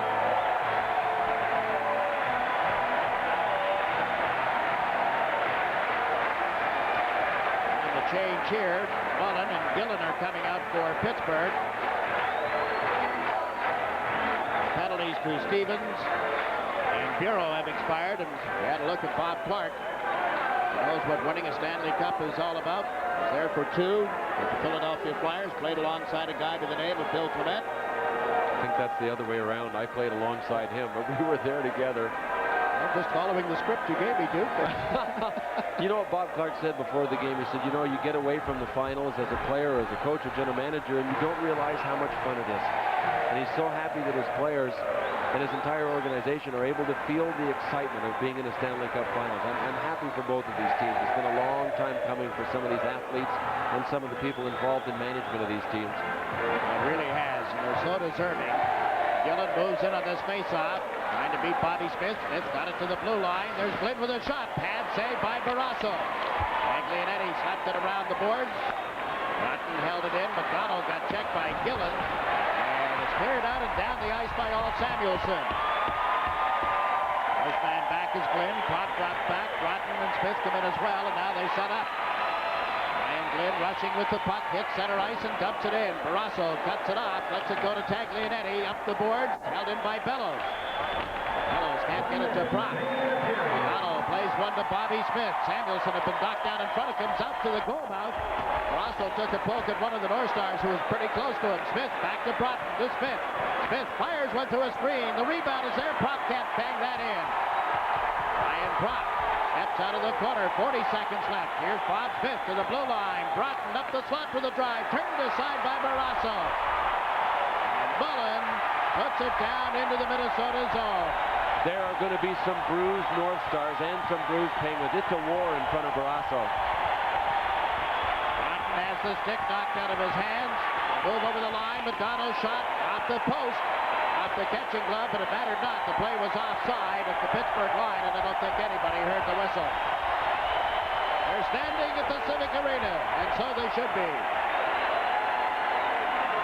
Let's just enjoy the atmosphere, what's known as the igloo. The youngsters are headed for home.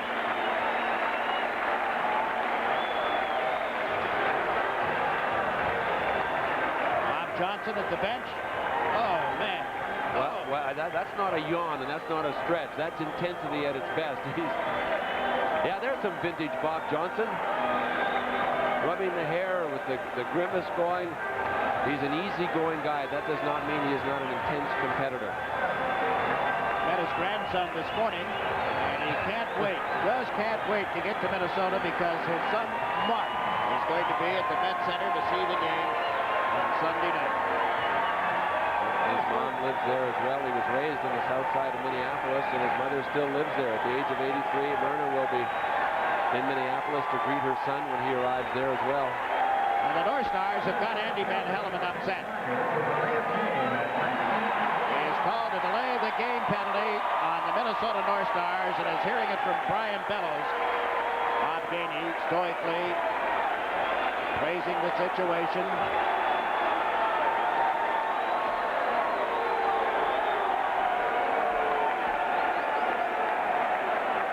For the Minnesota power play. 19 seconds, all that's left. You can tuck this one away. Pittsburgh has come back to tie the Stanley Cup final. Game 8. Still 19 seconds remaining.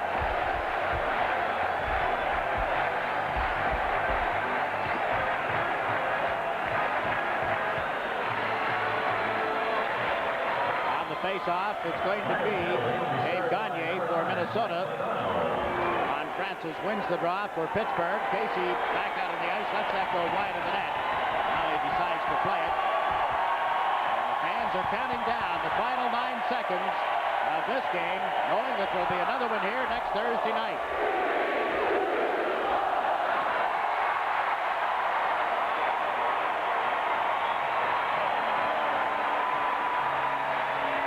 It's only fitting that there be another scuffle before the teams leave the ice, Bill. But the North Stars accomplished what they wanted to here in the first two games. Win one. So they won game one. That put the onus on the Penguins. The Penguins had to win here in game two, which they did. Bottom line is this. The onus is on the Penguins in Minnesota. They have to win one of the two games up there at the Met Center. Yeah, they really do. Bob Johnson knows that. Probably found a lucky penny on the ice there.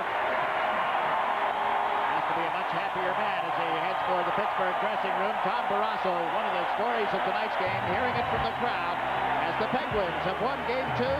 Final score, Pittsburgh 4, Minnesota 1. We pause now for a regional break. You're watching Sports Channel America's exclusive Stanley Cup coverage.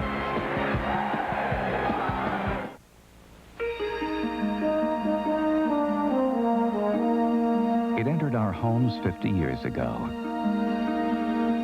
It was television. Then came cable. And the good idea got even better. A few channels became dozens. Well, here I am again with a chance for... Satellite technology wired us to the world with 24-hour movies, news, sports, and music. Hello, cable system. I'd like to order the fight, please. Innovations that will come together in 1992 to complement NBC's network coverage. The Olympics triple cast, 3 separate cable channels. In addition to the NBC network broadcast, commercial-free, all the best events, 15 days, 24 hours a day. The Olympics triple cast, another cable triumph. The new RCA 8mm camcorder weighs less than 2 pounds. It's so small and light, you'll take it everywhere. That way, you won't miss a thing.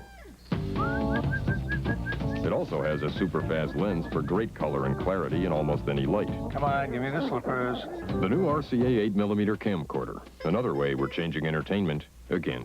See the exciting new RCA home entertainment products at all Tops Appliance superstores in New Jersey and all PC Richard locations.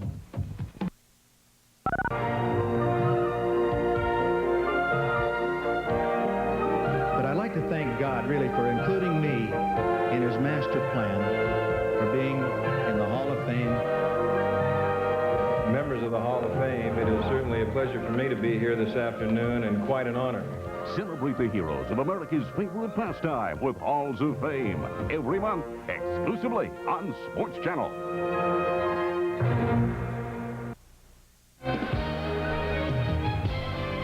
The series is even, and for the first time in all the playoffs, Minnesota has been held to only 1 goal on a splendid effort by Tom Barrasso. But you talk about splendid efforts.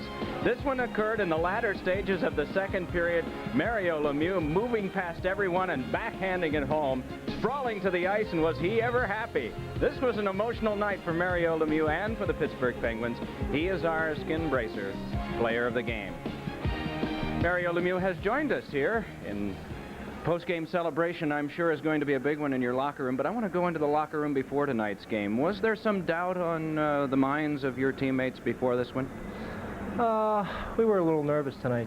We didn't play very well in the first game. We were really nervous, especially at home, and didn't play as well as we did against Boston. We didn't skate as well, and that's one of the reasons we lost the game. Our specialty